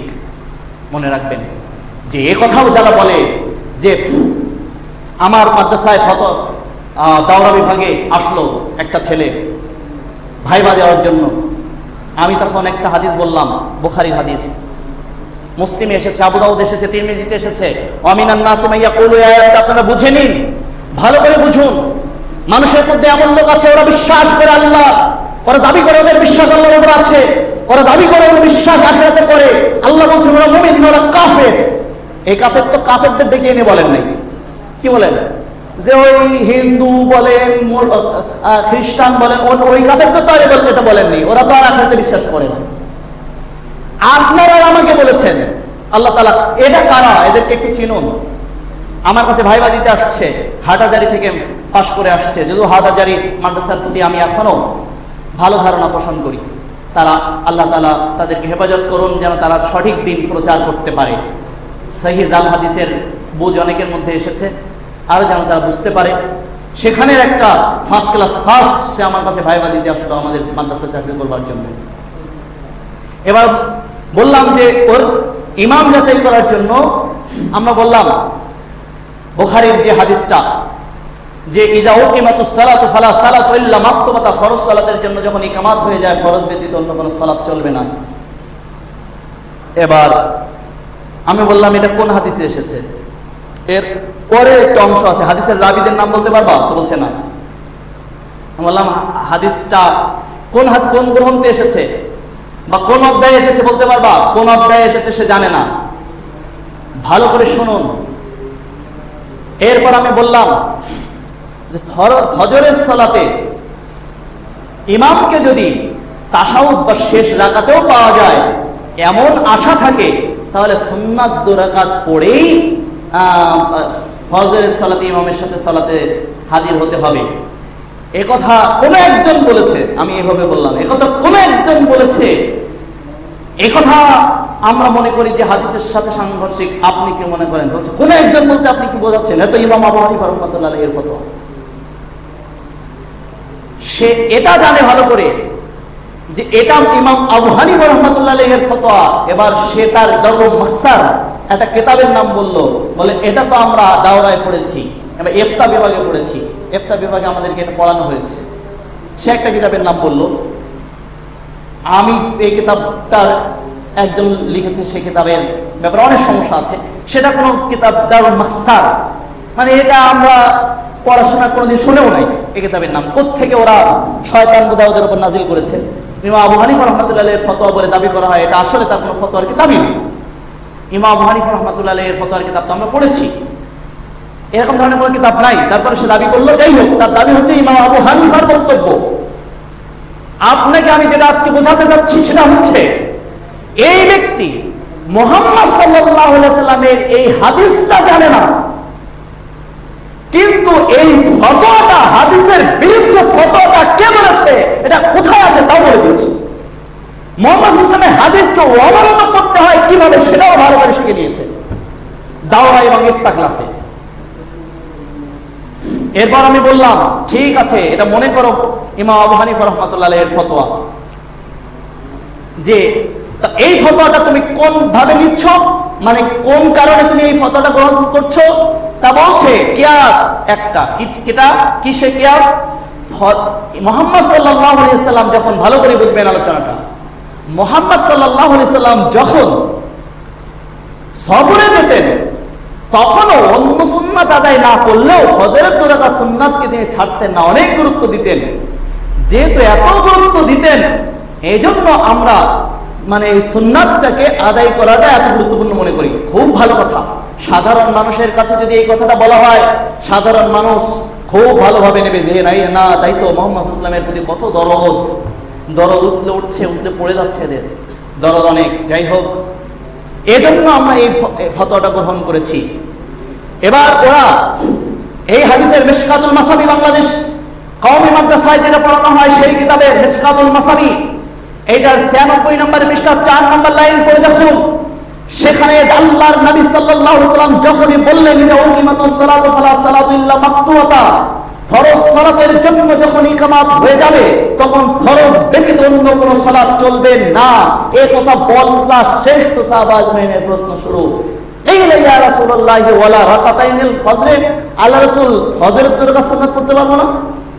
দেখেন সাহাবা আজমাইন, আপনার মতো চিন্তা সাহাবা আজমাইনও করতেন, যে তাই তো আপনি তো এত গুরুত্ব দেন, তাহলে ফজরে আপনাকে আমরা ফজরের সালাতে ইমামতি অবস্থায় পেলাম, আমরা তো পড়তে পারবো না, তাহলে ওই সময় কি, যেহেতু আপনি ফজরের সালাতে লম্বা কেরাত পড়েন, যেমন জুমার দিনে আসলে, যখন জুমার দিনে আসে মানুষ খুতবার সময়, তখন খুতবার শোনা যদিও জরুরি, তারপরে কি করতে হয়, সুন্নাত 2 রাকাত পড়েই বসতে হয়।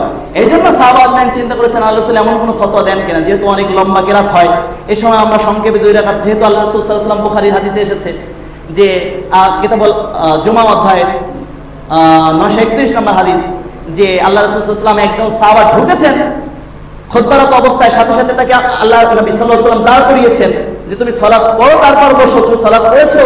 আসসালাইতা, সালাত পড়েছো? সে বলল লা, পড়ে নাই। ওঠো, ওঠো, 2 রাকাত সালাত পড়ো তারপর বসো। এই যে হাদিস এসেছে বুখারীতে, তো সেই অনুযায়ী সাহাবা আজমাইন মনে করেছেন যে তাই তো আমরা কি ওই লম্বা কেরাতের সময় সংক্ষিপ্ত 2 রাকাত ফজর পড়ে নিব কি? ওয়ালা রাকাতাইনিল ফজর ইয়া রাসূলুল্লাহ, আল্লাহর নবী আমরা কি ফজরের 2 রাকাত সালাত পড়ে নিতে পারবো? আল্লাহর নবী বলেন ওয়ালা রাকাতাইনিল ফজর, জি না, ফজরের 2 রাকাতও চলবে না। মিশকাতুল মাসাবি 96 পৃষ্ঠা 4 নম্বর লাইন পড়ে। এবং এই হাদিসের হানাফি মাযহাবের কিতাবগুলো সব কিতাবের মধ্যে হাদিসটাকে সহিহ বলা হয়েছে। কোন একজন বলতে পারবেন এই হাদিসটা কোনো সমস্যা আছে? আচ্ছা, এবার আসেন, যেটা আপনাকে বোঝাচ্ছি, মানুষ বলে দাবি করে আমরা ঈমান এনেছি আল্লাহর উপর, দাবি করে ঈমান এনেছি আখিরাতের উপর, তারপরও তারা মুমিন না, কিভাবে না, এই থেকে বুঝে নেন। এবার বললাম ঠিক আছে, এবার রাসূল সাল্লাল্লাহু আলাইহি ওয়াসাল্লামের হাদিস পাওয়া গেল যে ফজরের 2 রাকাত সুন্নাত পড়া যাবে না, হাদিস পাওয়া গেল। আর এখানে পাওয়া গেল ইমাম আবু হানিফা রাহমাতুল্লাহ আলাইহির ফতোয়া। আমি ধরে নিলাম যেটা ইমাম আবু হানিফা রাহমাতুল্লাহ নিজেই বলেছেন, কিন্তু এটা মুহাম্মদ সাল্লাল্লাহু আলাইহি ওয়াসাল্লাম বলেছেন, এখন কি করবা? তা বলছে যেহেতু বড় মাযহাব হচ্ছে এই হানাফি মাযহাব, আমাদের উচিত এটাই মেনে নেওয়া। কোনটা? সেটা হচ্ছে ফজরের 2 রাকাত সুন্নাত পড়ে তারপর ইমামের সাথে দাঁড়াতে হবে। সে নিজেই বলছে যেহেতু আমাদের আইম্মায়ে ইকরাম, ওলামায়ে ইকরাম এই সিদ্ধান্ত দিয়েছেন, তাহলে কি করা উচিত আমাদের? যেহেতু আমাদের ওলামায়ে ইকরাম এই সিদ্ধান্ত দিয়েছেন, আমাদের উচিত এটার উপরেই আমল করা। সে বলছে মুফতি হাটাজারি থেকে মুফতি হয়েছে, দায়িত্ব নিয়ে বলছি, তোমার মুফতি যে পড়িয়েছে এও মূর্খ, যে পড়েছে সেও মূর্খ, যে মুহাম্মদ সাল্লাল্লাহু আলাইহি ওয়াসাল্লামের কথার উপর অন্য কোনো কথাকে প্রাধান্য দিতে পারে, সে অন্য যাই হোক না কেন মুসলমান হতে পারে না। মনে রাখবেন, বলছে যে ইমাম আবু হানিফা বলেছেন যে ওইটাই মানতে হবে। এবার তখন আমি বললাম সূরা আহজাবের 36 নম্বর আয়াতটা যদি তোমার গলায় ঝুলিয়ে দেই কি করবা? তো বলছে এটা তো কাফেরদের জন্য। বলছে এটা তো কাফেরদের আয়াত, আমাদের নিয়ে আসছেন কেন? তা বললাম আমা কানা লিল মুমিনাতিন, মুমিনাতিন মানে কি তুমি কাফের মনে করো নাকি? অন্য আয়াতগুলো স্বাভাবিক আয়াত, অনেকে বলে দেন না এটা তো কাফেরদের উপর নাযিল হয়েছে, আপনি এখানে নিয়ে আসলেন কেন? তা আমি বললাম মুমিনুন মানে কি তোমার কাছে কাফের? আল্লাহ তাআলা এখানে সরাসরি বলেছেন ওমা কানা লিল মুমিনিন ওয়ালা মুমিনাতিন। যারা হাফেজ আছে তারা দেখো কোরআন আয়াত, সূরা আহজাব 33 নম্বর সূরা 36 নম্বর আয়াত, ওয়ালা ওমা কানা লিল মুমিনিন ওয়ালা মুমিনাতিন ইযা ক্বাদা আল্লাহু ওয়া রাসূলুহু। কোন বিশ্বাসী মুমিন এবং বিশ্বাসী পুরুষ এ অধিকার রাখে না যখন আল্লাহ এবং তার রাসূল কোন বিষয়ে সিদ্ধান্ত দিয়েছেন সে ব্যাপারে আর ভিন্ন সিদ্ধান্ত গ্রহণ করা। যদি করে ওমাইয়াসিল্লাহু ওয়া রাসূলুহু ফাকাদ জাল্লা জালালাল মুবিনা, আল্লাহ এবং রাসূল সিদ্ধান্ত দেওয়ার পরেও যদি নিজের পক্ষ থেকে সিদ্ধান্ত দেয়, সে যেই হোক না কেন, অমুসলিম হতে পারে ও মুসলমান হতে পারে না। আল্লাহ বলছেন ফাকাদ জাল্লা জালালাল মুবিনা মানে কি? সে জম্মের মতো ভ্রষ্ট। আঞ্চলিক ভাষায় অনুবাদটা করলাম, সে পথভ্রষ্ট খালি না, একেবারে জম্মের মতো ভ্রষ্ট। আল্লাহ বলছেন ফাকাদ জাল্লা জালালাল মুবিনা। আর ব্যাকরণ যারা বোঝে তারা বুঝে দেখুক যে ফাকাদ জাল্লা জালালাল মুবিনা মানে কি? পথভ্রষ্ট, একেবারে জম্মের মতো ভ্রষ্ট। এলাকার ভাষায় আমাদের সাতক্ষীরা যশোর এলাকা বলে আরে তুই একটা জম্মের খারাপ। জম্মের খারাপ মানে তোর চেয়ে খারাপ আর হতে পারে না, মানে ওর চাইতে পথভ্রষ্ট আর হতে পারে না, ওর চাইতে নষ্ট আর হতে পারে না, ওর চাইতে জঘন্য ব্যক্তি আর হতে পারে না, ওর চাইতে অসভ্য আর হতে পারে না। আল্লাহ বলছেন ফাকাদ জাল্লা জালালাল মুবিনার অর্থ হচ্ছে ওর চাইতে নিকৃষ্ট আর হতে পারে না, ওর চাইতে জঘন্য আর হতে পারে না, ওর চাইতে অসভ্য আর হতে পারে না, ওর চাইতে আর বেয়াদব আর হতে পারে না। যে অনুবাদ করবেন সেটাই সঠিক। ফাকাদ জাল্লা জালালাল মুবিনা মানে এই যে কয়টা কথা বললাম সব কয়টা অনুবাদ সঠিক। সবচাইতে খারাপে কে? সে যেই হোক, আল্লাহ and Muhammad sallallahu alaihi wasallam. Without Allah and Muhammad sallallahu alaihi wasallam, anyone in the world, maybe here he is female or maybe she male. Without Allah and without Muhammad sallallahu alaihi wasallam, anyone in the world, দায়িত্ব নিয়ে বলছি আল্লাহ এবং মুহাম্মদ সাল্লাল্লাহু আলাইহি ওয়াসাল্লাম বাদে যে কেউ যদি ভিন্ন সিদ্ধান্ত নেয় মুহাম্মদ সাল্লাল্লাহু আলাইহি ওয়াসাল্লামের কথার পরেও সে পথভ্রষ্ট। আল্লাহ বলছেন সূরা আহজাবের 36 নম্বর আয়াত। এবার বললাম তুমি কি করবা? তা বলছে, এবার কি বলছে জানেন মুফতি? এবার বলছে দেখেন কোরআনে বললেই তো হবে না, তো কোরআনের তো ব্যাখ্যা বিশ্লেষণ আছে, কোরআনে বললেই তো হবে না। তা যখন এরকম কঠোর হয়ে গেল, তার মানে তার বক্তব্য হচ্ছে যে ফজরের 2 রাকাত সুন্নাত পড়ে মানে সে কোনোভাবেই আসবে না যে মুহাম্মদ সাল্লাল্লাহু আলাইহি ওয়াসাল্লাম বলেছেন যে ইকামত হয়ে গেলে তখন ফরজ ব্যতীত অন্য কোনো সালাত চলবে না, সে সেটা কোনোভাবেই মানল না। এবার যখন কোরআনে আয়াত বললাম যে কোরআনে থাকলেই তো হবে না, এর তো ব্যাখ্যা আছে। তার মানে ওর ব্যাখ্যা ওর ওদের আল্লাহ যারা ওদেরকে বানিয়েছে আল্লাহ তাদের ওরা ওদের ধর্মীয় আলেমদেরকে আল্লাহ বানিয়েছে। সূরা তাওবার 31 নম্বর আয়াত। এটা কোন সময়ের আয়াত? যে আল্লাহ যেটাকে হালাল করেছেন ওদের ধর্মীয় পণ্ডিতরা সেটাকে হারাম করে, আল্লাহ যেটা হারাম করেছেন ওদের ধর্মীয় পণ্ডিত সেটা হালাল করে দেয়, ওদেরকে আল্লাহ হয়ে যায় তখন। এটা আল্লাহর কাজ। আল্লাহর নবী ফতোয়া দিয়েছেন, এই ফতোয়াটা চেঞ্জ করতে পারে শুধু নবী মুহাম্মদ সাল্লাল্লাহু আলাইহি ওয়াসাল্লাম। উইদাউট মুহাম্মদ সাল্লাল্লাহু আলাইহি ওয়াসাল্লাম anyone doesn't have any power to change this fatwa without Muhammad Rasulullah sallallahu alaihi wasallam। এই ফতোয়া জানিয়েছেন মুহাম্মদ সাল্লাল্লাহু আলাইহি ওয়াসাল্লাম, ওই মুহাম্মদ সাল্লাল্লাহু আলাইহি ওয়াসাল্লাম ছাড়া এটা চেঞ্জ করার অধিকার কারো নাই। আপনি কি হয়েছেন যেই হন না কেন আপনার এই অধিকার নাই। মুহাম্মদ সাল্লাল্লাহু আলাইহি ওয়াসাল্লাম ফতোয়া দিয়েছেন। এবার শুনেন, এবার পরের ফতোয়া। এবার সাপোজ ইমামকে সে পেয়ে গেল, তাহলে কি বুঝলেন? ইমামকে যদি শেষ রাকাতে তাশাহুদে পাওয়া যায় তাহলে ইমামের মানে তখনও যদি পাওয়া না যায় তাশাহুদের মধ্যে, এবার মনে করলেন যে না আমার সুন্নাত, তাদের রায় অনুযায়ী সুন্নাত পড়ার সময় নেই যেহেতু তাশাহুদে পড়ে গেছে, 30 সেকেন্ড পরে সাপোজ ইমাম সালাম ফিরাবো ইমাম মনে করছে, তখন তাদের ফতোয়া অনুযায়ী ঠিক তখনই দাঁড়াতে পারবে, তার আগ পর্যন্ত সালাত পড়ে নেবে, তারপরে দাঁড়াতে হবে। যাই হোক, এবার মনে করলেন যে সে দাঁড়িয়ে গেল, সুন্নাত পেল না, একবার শেষ অংশে এসছে, তখন তাকে ফতোয়া অনুযায়ী সালাতে দাঁড়িয়ে যেতে হবে। এবার তার ফতোয়া কি শোনেন। এবার আমি বললাম, এবার ফতোয়া হচ্ছে কোন একজন বলেছেন যে তোমাকে এই সুন্নাত পড়ার জন্য সূর্য ওঠা লাগবে, সূর্য ওঠার পর 22-25 মিনিট বসে থাকতে হবে, এরপর তোমাকে ওই সুন্নাত পড়তে হবে। তার মানে যারা অভাবী মানুষ আছে, শ্রমিক মানুষ, তাদের কপালে ডাল খিচুড়ি, ওই দিন আর কাজে যেতে পারবে না, ওই ফজরের জন্যই বসে থাকতে হবে। এটা হচ্ছে বললাম যে এটাও তো আপনি ইমাম আবু হানিফা রাহমাতুল্লাহ আলাইহির ফতোয়া বললেন, কার মানে আপনি তো কটাক্ষ করছেন। আমি বললাম এই হাদিসটা কি তুমি শুনেছো? আমার মনে হয় না তুমি, আমি এখন যে হাদিসটা বলবো তোমার বাপ দাদা কেউ শুনেছে, কারণ তোমরা হাদিসের কিতাব পড়ে মুফতি হও নাই। হাদিসের কিতাব আর দাওরা পড়েছো জাস্ট বরকতের জন্য, হাদিস মানার জন্য পড়ো নাই। তো তুমি এই হাদিসটা পড়েছো। আর আব্দুল্লাহ ইবনে ওমর যখন এই কথা বলা হলো যে ফজরের সালাত পড়া যাবে না, তখন উপায় কি হবে? সাহাবাদের মধ্যে প্রশ্ন জেগেছিল আপনার আমার মতো।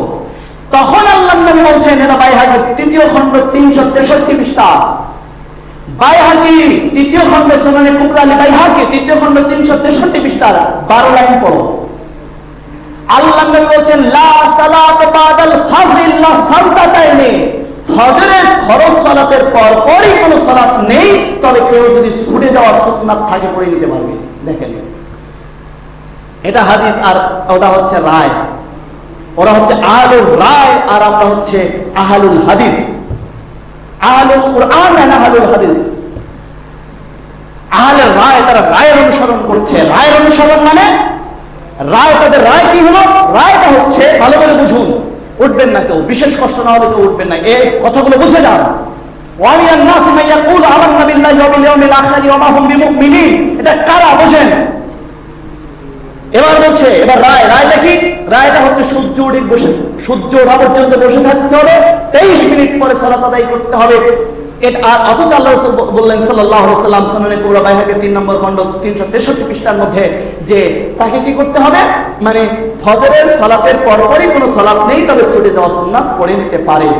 একজন সাহাবা, এটা বুখারীতে এসেছে, একজন সাহাবা ফজরের সালাত আল্লাহ রাসূলের সালাম ফিরালেন, বেচারা উঠে সালাত শুরু করেছে। এই ব্যক্তি তুমি কি ফজরের সালাত 4 রাকাত পেয়েছো নাকি? আল্লাহ নবী সাহাবা বলেছেন, আল্লাহ নবী আসলে আমি ফজরের 2 রাকাত সুন্নাত পড়তে পারিনি। উনি নীরব থাকলেন। তার মানে কি? নীরব মানে সম্মতি।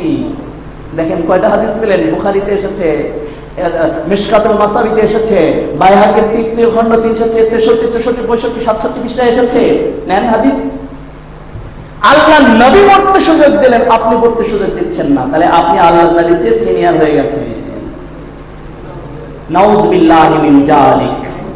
প্রকারান্তরে মুহাম্মদ সাল্লাল্লাহু আলাইহি ওয়াসাল্লামের প্রত্যেকটা কথাকে ওরা অবজ্ঞা করে, অবহেলা করে, কটাক্ষ করে, অবমাননা করে, ওদের নিজেদের রায়কে মেনে নিয়ে প্রকারান্তরে ওরা মুসলিম থেকে কাফের হয়ে যাচ্ছে। সূরা আহজাবের 36 নম্বর আয়াত। যে আল্লাহ এবং রাসূল সাল্লাল্লাহু আলাইহি ওয়াসাল্লাম সিদ্ধান্ত দেওয়ার পরও যারা সিদ্ধান্ত দেয় তারা মুসলিম হতে পারে না, তারা পথভ্রষ্ট, তারা জাহান্নামী। তাই আল্লাহ তাআলা বলেছেন আমিনান নাস মাইয়াকুলু, মানুষের মধ্যে এমন লোক আছে যারা বলে আমরা আমান্না বিল্লাহি ওয়া বিল ইয়াউমিল আখির, আমরা ঈমান রাখি আল্লাহর উপর, আমরা ঈমান রাখি আখিরাতের উপর, কিন্তু এই সমস্ত কর্মকাণ্ড পরিচালনার কারণে তারা ঈমানের পরেও মুশরিক কাফির হয়ে যায়, তারা আদতে ঈমানদার নয়। সূরা ইউসুফের 12 নম্বর সূরার 106 নম্বর আয়াত অনুযায়ী, সূরা বাকারা 8 নম্বর আয়াত অনুযায়ী তারা ঈমানদার নয়। আল্লাহ বলছেন অতএব হাদিসের ব্যাপারে আপনারা সাবধান থাকুন, কোরআনের ব্যাপারে আপনারা সাবধান থাকুন। কোরআনের আয়াত হাদিসের বর্ণনা যখন আসবে তখন যেন কোনো অবস্থাতেই কোনো মানুষের রায়কে আপনার সামনে অগ্রাধিকার না পায়, তাহলে আপনি জেনে রাখুন আপনার অজান্তেই আপনার ঈমান চুরি হয়ে যাবে, আপনার অজান্তেই আপনার ঈমান আউট হয়ে যাবে, আপনি মুশরিকে পরিণত হয়ে যাবেন, কবরে গিয়ে আপনার ছাই ছাড়া আর কিছু পাওয়া যাবে না আমলনামায়। এবার আল্লাহ সুবহানাহু ওয়া তাআলা বলছেন 8 নম্বর আয়াত শেষ হয়ে গেল, ওমা হুম বিমুমিনিন ইউখাদিউনা আল্লাহ ওয়াল্লাযীনা আমানু ওমা ইয়াখদাউনা ইল্লা আনফুসাহুম ওমা ইয়াশউরুন। আল্লাহ তাআলা বলছেন ওরা দাবি করে যে ওরা ঈমানদারকে ধোঁকা দিচ্ছে, ওরা দাবি করে, কাফেররা দাবি করে ওরা ঈমানদারদেরকে ধোঁকা দিচ্ছে, এবং ইউখাদিউনা আল্লাহ, আল্লাহ আল্লাযীনা আমানু, আল্লাহ এবং ঈমানদারকে ধোঁকা দিচ্ছে, ওমা ইয়াখদাউনা ইল্লা আনফুসাহুম ওমা ইয়াশউরুন, তারা যে নিজেরা নিজেদেরকেই ধোঁকা দিচ্ছে, আল্লাহকে অবমাননা করে, রাসূল সাল্লাল্লাহু আলাইহি ওয়াসাল্লামকে অবমাননা করে ওরা যে নিজেরাই নিজেদের ধোঁকার মধ্যে ফেলে দিচ্ছে, অথচ তারা বুঝতে সক্ষম নয়। 9 নম্বর আয়াত, ফি কুলুবিহিম মারাদুন, মহান প্রতিপালক বলছেন এই শ্রেণীর অন্তরে ব্যাধি আছে, রোগ আছে। ফি কুলুবিহিম মারাদুন, তাদের অন্তরে কি আছে বলুন? ব্যাধি আছে। ব্যাধিটা কি? এই কি ব্যাধি বলেন তো? এই ব্যাধিটা দুনিয়ার কোনো ব্যাধি না, মনে করবেন না যে ক্যান্সার হয়েছে বা ওই অন্তর পচে গেছে, এই ব্যাধি না। ব্যাধিটা কিসের ব্যাধি? ফি কুলুবিহিম মারাদুন, তাদের অন্তরে ব্যাধি আছে, ওই ব্যাধিটা সংখ্যাগরিষ্ঠতার ব্যাধি। ভালো করে বুঝবেন, আরে হাজার হাজার মানুষকে আর তোমরা পেলেই হবে। আমার এক দাদা কয় হাজার হাজার মানুষকে এত লোকে তাড়াতাড়ি হবে। আমার বলতেছে আঞ্চলিক বাজারে হাজার হাজার মানুষ, এত মানুষ সব ভুল করছে, আমার বাপ দাদারা সব ভুল করছে, তোরা যা করিস তাই ঠিক, আমরা সব জাহান্নামে যাবো, তোরা সব জান্নাতে যাবি, তার তো ঠিক আছে, তোরা জান্নাতে যা, আমরা জাহান্নামে যাবো। আমার বলছে, আমার শিক্ষক আমার দাদা ঠিক আছে, তোরা জান্নাতে যাস, আমরা যাবো জান্নাতে। নিজেরাই জাহান্নাম ডেকে নিচ্ছে, আমরা জান্নাতে যাবো। ওদের অন্তরে কি ব্যাধি? এই ব্যাধি বুঝুন। আল্লাহ তাআলা বলেন ফি কুলুবিহিম মারাদুন, ওদের অন্তরে ব্যাধি আছে। কিসের ব্যাধি? ওদের অন্তরে আছে বাপ দাদার ব্যাধি। বাপ দাদা করেছে, আমার দাদা তার দাদা, তার দাদা করেছে, তার দাদা করেছে, আমরা সবাই জাহান্নামে যাবে। সবাই কি ভুল করেছে? মানে সবাই এত লোক সব ভুল করেছে। আমার পর তোমার নানা যদি জাহান্নামে যায় আমরা যাবো, মানে আমার নানা পীর সাহেব, নানার বাবা আর একজন পীর সাহেব, তাহলে ও লোকের অনুসরণ করি আমরা, ও লোক যদি জাহান্নামে যায় আমরাও যাবো। সরাসরি বলছে ওরা তারা ভুল করছে। ভাইরা আমার, আপনাদের শুধু এতটুকু বলতে চাই যে হয়তো অনেক কারণ হতে পারে যে হয়তো তারা তাদের কাছে পৌঁছায়নি, তাদের আমরা ঢালাও ভাবে সমালোচনা করছি না। যদি তাদের কাছে, দেখুন এখান থেকে 20 বছর আগের কথা, সেলিম ভাই খেয়াল করুন, এখান থেকে 20 বছর আগে ফিরে যান, তখন কি দেখতেন? পুরো এলাকার মধ্যে একজন ভালো আলেম পাওয়া যেত না। মনে করুন যে এত যে কওমি মাদ্রাসা দেশে ছিল না, ভারতে যেতে হতো পড়তে। অধিকাংশ আমার নানার বা অধিকাংশ আলেমরা বাহির থেকে পড়ে এসেছে। আগে তো সৌদি আরবে এত প্রচলন ছিল না, আগে ভারতেই পড়তে যাওয়া হতো, ভারতে। এবার মনে করেন যাদের আর্থিক অবস্থা খারাপ ছিল, যেতে পারতো না, কোন রকম এলাকায় পড়াশোনা করা হতো। এবার দেখুন আগের মানুষ কিন্তু অভাবী বেশি ছিল, এখন কিন্তু সম্পদ বেড়ে গেছে। কিন্তু 20 বছর আগের কথা চিন্তা করুন, আমাদের দাদি নানিরা ধান ভেনে, মানে ওই ঢেঁকিতে ধান ভেনে কি করতো, চাল বের করে তাই রান্না করতো, কষ্ট করতো অনেক। এবার সেই সময় কি হতো জানেন?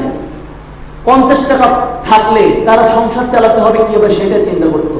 হয়তো একটা হাদিসের কিতাব কিনে পড়ার মতো সামর্থ্য ছিল না। এখন হাদিস কত সহজলভ্য, দেখেন এত অনুবাদ হয়নি। এখন তো 20 বছর আগে দেখেন আপনি, এত 20 বছর আগে যে অনুবাদগুলো হয় নাই, অনেক হাদিস অনুবাদ হয়নি, এই তো 5-6 বছর কিছু কিছু কিতাবের অনুবাদ হয়েছে 5-6 বছর। জানতে পারছে যারা কোন রকম আলেম পাশ করছে তারা অন্তত বুঝতে পারছে, যারা কোন রকম দাওরা পড়ছে তারা হাদিসগুলো বুঝতে পারছে, অনুবাদ হয়েছে বিভিন্ন ভাষায়, যে যে ভাষায় ভালো পাচ্ছে বিভিন্ন ভাষায় অনুবাদ হয়েছে।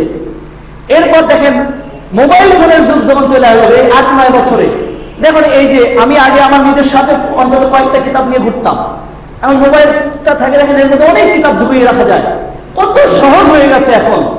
তো আগের যুগে অনেক কারণ হতে পারেন তারা না মানা, হয়তো তাদের কাছে পৌঁছায়নি, আমরা ভালো ধারণা করবো তাদের ব্যাপারে, তাদের কাছে পৌঁছায়নি, যেহেতু এত কিতাব সে সময় এত কিতাবগুলো আরবে ছিল, বিভিন্ন জায়গায় ছিল, সেখানে অনুবাদ হয়নি, তারা বুঝতে পারেনি, তাদের কাছে পৌঁছায়নি, অথবা সেরকম ধরনের আলেম ওলামা ছিল না, যে কারণে তাদের কাছে যে বোঝা সম্ভব ছিল না, হয়তো যে কারণে তারা তাদের কিছু ভুল ভ্রান্তি হয়েছে। কিন্তু আপনার কাছে পৌঁছানোর পরে আপনি কিভাবে বাপদাদার দোহাই দিতে পারেন? এরপরে বলবে কি হাজার হাজার মানুষ ভুল করছে, আল্লাহ বললেন ফি কুলুবিহিম মারাদুন, প্রথম ব্যাধি ওদের কি ব্যাধি? ওদের বাপদাদার ব্যাধি দিয়ে, বাপদাদার ব্যাধি ওদের অন্তরে আছে, এই বলবলে ব্যাধি থেকে ওরা সহি দিনে ফিরতে পারে না। 2 নম্বর বলবলে ব্যাধি বোঝেন? বলবলে ঘা বলে না, যে দেখো ঘা হয়েছে, বলবলে ঘা মানে মারাত্মক ঘা। দ্বিতীয় মারাত্মক ঘা কি? দ্বিতীয় মারাত্মক ঘা ওদের যে হাজার হাজার মানুষ ভুল করছে, তাহলে আল্লাহ এই ঘাকেও শুকিয়ে দিয়েছেন সূরা নামের 116 নম্বর আয়াতে, যে পৃথিবীর অধিকাংশ মানুষের অনুসরণ যদি করো, ওরা আল্লাহর পথ থেকে তোমাকে কি করবে? বিচ্যুত করে ছাড়বে, কারণ ওরা অনুমানের অনুসরণ করে। 3 নম্বর ব্যাধি আজকেও বলছিলাম তাফসীরের মধ্যে, বাইতুল মামুর মসজিদে ওদের আরো একটা ব্যাধি আছে, সেটা হচ্ছে রসম রেওয়াজ। এই রেওয়াজটা তো চলে আসছে, সবে বেড়াতে রুটি বানাতে হবে, এটা তো রেওয়াজ, এটা তো প্রথা, এটা করতে হবে। মরে গেলে 40 দিন করতে হবে, কুলখানি করতে হবে, 40 করতে হবে, এটা তো করতে হবে, এটা তো রেওয়াজ, এটা রসম। এটা এই রসম রেওয়াজের ব্যাধি ওদের অন্তরে রয়েছে, যে কারণে ওরা হক সহ্য করতে পারে না, মেনে নিতে পারে না, বরং হকটা বললেই এরপরে বলে যে এই বুজুর্গ পীররা সব ভুল করছে। এই যে হকটা বললেই তখন কি হবে? তখন আল্লাহ বলছেন হকটা বললেই, যখন আমরা বললাম যে ইল্লাল্লাহ জিকির করো না, তখন ওরা বলে একটা মাহফিল না 3টা মাহফিল দিলে খালি ইল্লাল্লাহ জিকিরই করবো। আল্লাহ তাআলা তাই বলছেন ফাযাদাহুমুল্লাহু মারাদা, ওদের অন্তরে যে এই পীরের ব্যাধি, সুফিবাদ যুগীবাদের ব্যাধি, এদের যুগে রসম রেওয়াজের ব্যাধি, সংখ্যাগরিষ্ঠতার ব্যাধি, আর ব্যাধি রয়েছে বাপ দাদার ব্যাধি মুশরিকদের মতো। এই ব্যাধিগুলো ওরা যখন পুষে রেখেছে, যখন ওদের কাছে ঈমানের দাওয়াত দেওয়া হয়, হাদিসের দাওয়াত দেওয়া হয়, হকের দাওয়াত দেওয়া হয়, তখন ওরা হককারিতা করে বলে আর বলে যে আরে মাহফিল একটা না 3টা করুন, আর লা ইলাহা ইল্লাল্লাহ জিকির বাদে খালি ইল্লাল্লাহ জিকির করবো, ইল্লাল্লাহ করবো, ইল্লাল্লাহ করবো। এরা কি করে আমরা দেখব? তাই আল্লাহ বলছেন ফি কুলুবিহিম মারাদুন, ওদের অন্তরে রয়েছে সব ব্যাধি। এবার দাওয়াত যখন দেয় তখন ওদের ব্যাধিটা আরো বেড়ে যায়। ফাযাদাহুমুল্লাহু মারাদা, আল্লাহ ওদের ব্যাধি আরো বাড়িয়ে দিয়েছেন। কি করেছেন বলুন? ফাযাদাহুমুল্লাহু, কথা না, কথা বলা যাবে না, ফাজা ভালো করে বুঝুন, বাস্তবসম্মত তাফসীর করছি। ফাযাদাহুমুল্লাহু মারাদা, অতঃপর ওদের এই সমস্ত নিজেদের খেয়াল খুশি আর একটা ব্যাধি, যে খেয়াল খুশি অনুসরণ করে, বহির্বিধানের অনুসরণ করে না, এটাও একটা ব্যাধি, খেয়াল খুশি। এই ব্যাধিগুলো তখন আল্লাহ বলছেন এই ব্যাধি যারা অন্তরে পুষে রাখে, বের করে দিতে পারে না, ফাযাদাহুমুল্লাহু মারাদা, ওরা হেদায়েত পায় না, বরং ওদের ব্যাধিকে আল্লাহ আরো বাড়িয়ে দেন। ওয়ালাহুম আযাবুন আলীমুন বিমা কানু ইয়াকযিবুন, ওদের জন্য আল্লাহ তাআলা কঠোর যন্ত্রণার আযাব রেখেছেন, বিমা কানু ইয়াকযিবুন, কারণ ওদের এই সমস্ত মিথ্যাচারের কারণে। এগুলো সব মিথ্যাচার, বাপদাদা করছি, রসম রেওয়াজ, সংখ্যাগরিষ্ঠ মানুষ, এগুলো মিথ্যাচার শরীয়তের মধ্যে। বরং শরীয়ত হওয়ার জন্য উপরের বিধান লাগবে, জমিন পুরে ওটা কোনো বিধান শরীয়ত নয়, সবগুলো মিথ্যাচারের শামিল। আল্লাহ বলছেন বিমা কানু ইয়াকযিবুন, নিজেদের খেয়াল খুশি অনুযায়ী যে কথাগুলো বলে ওগুলো মূলত মিথ্যাচার। এই মিথ্যাচারের কারণে আল্লাহ তাআলা বলছেন তাদের ব্যাধিকে বাড়িয়ে দিয়েছেন, এবং ওয়ালাহুম আযাবুন আলীমুন বিমা কানু ইয়াকযিবুন, কঠিন আযাব, মহা আযাব মহা যন্ত্রণাদায়ক আযাব তখন তাদের রেখে দেওয়া হয়েছে। এবার কি হবে? এবার শুনুন, এবার যখন ওই আযাবের সম্মুখীন তাদের করা হবে, তখন তাকাদু তামাইয়াজ মিনাল গায়জ, জাহান্নাম তখন তাদের দেখে রেগে ফেটে পড়বে। এই সমস্ত কাজ করে আসার কারণে জাহান্নামের ওদের ফেলে দেওয়ার আগে জাহান্নাম ওদের দেখে রেগে টকবক করে ফুটবে আর ফুটতে থাকবে। সূরা মুলক 8 এবং 9 নম্বর আয়াত। কুল্লামা উলকিয়া ফিহা ফাওদুন সালাহুম খাযারাতুহা আলাম ইয়াতিকুম নাযীর, 9 নম্বর আয়াত। যখন জাহান্নামের দ্বাররক্ষীরা এবার বলবে, হায় হায় কোথায় আসলে, এই জাহান্নাম টকবক করে ফুটছে, গর্জন করছে, তাকাদু তামাইয়াজু মিনাল গায়জ, জাহান্নাম গর্জন করছে, টকবক করে ফুটছে, এর মধ্যে সহ্য করবে কি করে? কুল্লামা উলকিয়া ফিহা ফাওদুন সালাহুম খাযারাতুহা আলাম ইয়াতিকুম নাযীর, তোমাদের কাছে নাজির যায়নি, সতর্ককারী যায়নি, সতর্ক করেনি আল্লাহর বিধান সম্পর্কে? তখন তারা বলবে, ক্বালু, ওরা বলবে, 9-10 নম্বর আয়াত পড়ুন। ক্বালু, তারা বলবে, বালাকাদ জাআনা নাযীর, আমাদের কাছে সতর্ককারী এসেছিল, সতর্ক করেছিল। ফাকাযযাবনা, ওদেরকে আমরা মিথ্যাবাদী বলতাম। ওয়া কুলনা, আরো বলতাম, মানাজ্জালাল্লাহু মিন শাইইন ইন আনতুম ইল্লা ফি জালালিন কাবীর, আল্লাহ এসব নাযিল করেননি, তোমরা মহাবিভ্রান্তির মধ্যে আছো। তার মানে হচ্ছে ওরা খেয়াল খুশি অনুযায়ী যা করছে ওটা ঠিক আছে, আর কোরআন এবং হাদিস দিয়ে বলা হলো ওরা মিথ্যাচার করছে। আর বলছে, একটু আগে বললেন না যে ওরা মিথ্যাচার করে, এটা ওরা মিথ্যাচার করছে যে আল্লাহ সব নাজিল করেননি, এটা মিথ্যাচার ওদের। কারণ ওরা মিলিয়েও দেখে না, ওরা পরে আয়াতে আল্লাহ তাআলা বলছেন 9-10 নম্বর আয়াতে যে ও সেদিন বলবো, একটু যদি বিবেক বুদ্ধি কাজে লাগাতাম আর বুঝতাম। তার মানে ওরা বলতো, আর সাথে সাথে যদি না বলতাম না আল্লাহ সব নাযিল করেননি, তোমরা বিভ্রান্তির মধ্যে আছো, বরং এটা না বলে যদি দেখতাম যে না এটা ওরা যেটা বলছে এটা হাদিসে আছে কি একটু দেখি, ওরা তো বলছে এভাবে, তা আসলে এটা কোরআনের আয়াতে আছে কিনা একটু দেখি, এ দেখার প্রয়োজন ওরা কোনোদিন মনে করেনি। ওরা শুধু নিজের মত মতো বলেছে যে আল্লাহ সব নাযিল করেনি, তোমরা বিভ্রান্তির মধ্যে আছো, আর ওরা সব ঠিক আছে। তাই আল্লাহ তাআলা বলেছেন ওদের অন্তরে রয়েছে ব্যাধি, আল্লাহ এই ব্যাধিকে বাড়িয়ে দিয়েছেন বহুগুণে ওদের এই মিথ্যাচারের কারণে। অতএব আমাদের মুসলিম বন্ধুদেরকে সারা বাংলাদেশ সহ এই প্রযুক্তির মাধ্যমে আমি সমগ্র বিশ্বের মুসলিম জাতির উদ্দেশ্যে বলছি, এগুলো ব্যর্থদের পরিচয়। বলেছিলাম আজকে সূরা বাকারার এই আয়াতগুলোতে ব্যর্থদের পরিচয় তুলে ধরবো। এই সমস্ত কর্মকাণ্ড যারা করে এরাই মূলত ব্যর্থ, এরাই মূলত জাহান্নামী, এরাই মূলত আল্লাহ তাআলার জান্নাতের পরিবর্তে ওরা জাহান্নামকে খরিদ করে নিচ্ছে, ওদের মনের অজান্তেই কিন্তু ওরা বুঝতে পারছে না। পরের আয়াতগুলোতে সেই ব্যাখ্যাগুলো আসবে। যেহেতু আজকে আমাদের সময়ের শেষের দিকে চলে এসেছে, এই জন্য আমরা বিস্তারিত আলোচনায় যাচ্ছি না। তো শুধুমাত্র এটাই বলছি যে এই কাজগুলো যাদের থাকবে, এই বিশ্বাসের ধরনগুলো যারা থাকবে, তারাই ব্যর্থ, তারাই বিফল, তারাই জাহান্নামী, তারা আল্লাহর পথ থেকে বিপদ প্রাপ্ত। আর এর পূর্বে 5-এর আগের আয়াতগুলো থেকে আমরা যেগুলো বলেছি সেইগুলো হচ্ছে বিপদ প্রাপ্ত। হে আমাদের মহান প্রতিপালক, এই ব্যর্থদের দলে তুমি আমাদের অন্তর্ভুক্ত করো না, আল্লাহুম্মা আমিন।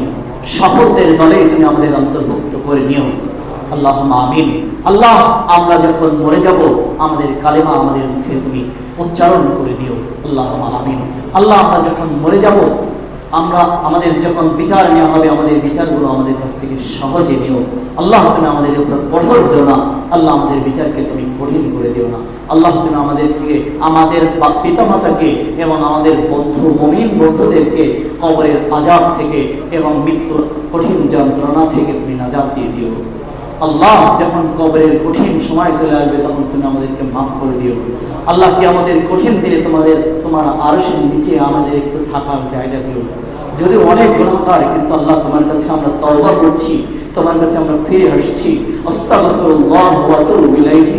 আল্লাহ, খাস দিল থেকে তওবা করছি, আমাদের ভুলগুলো স্বীকার করছি, তুমি আমাদের রব, তোমাকে মেনে নিচ্ছি, আমাদের রাসূলের উপর আমরা ঈমান এনেছি, এই ওসিলায় তুমি আমাদেরকে সেদিন পার করে নিও। আমাদের পার করার আর কেউ নাই, আল্লাহ তুমি আমাদেরকে পার করে নিও। আল্লাহ, পুলসিরাতের কঠিন ভয়াবহ সেই রাস্তা থেকে তুমি আমাদেরকে হেফাজত করে জান্নাতের পানে তুমি আমাদেরকে স্থান দিও। জাহান্নাম থেকে তুমি আমাদেরকে নাজাত দিও, আমাদের পিতামাতাকে দিও আল্লাহ, আমাদের মুমিন বন্ধুদেরকে দিও, আমাদের পূর্বে যত মুমিন বিদায় নিয়েছে তাদেরকেও তুমি জাহান্নাম থেকে মুক্ত করে দিও আল্লাহ, তুমি আমাদেরকেও দিও আল্লাহুম্মা আমিন। আল্লাহ জান্নাতুল ফিরদাউসে তোমার নেককার বান্দা যখন যাবে আল্লাহ, আমাদের মতো অধম গুনাহগার আল্লাহ তুমি আমাদেরকেও তাদের শামিল করে নিও আল্লাহুম্মা আমিন।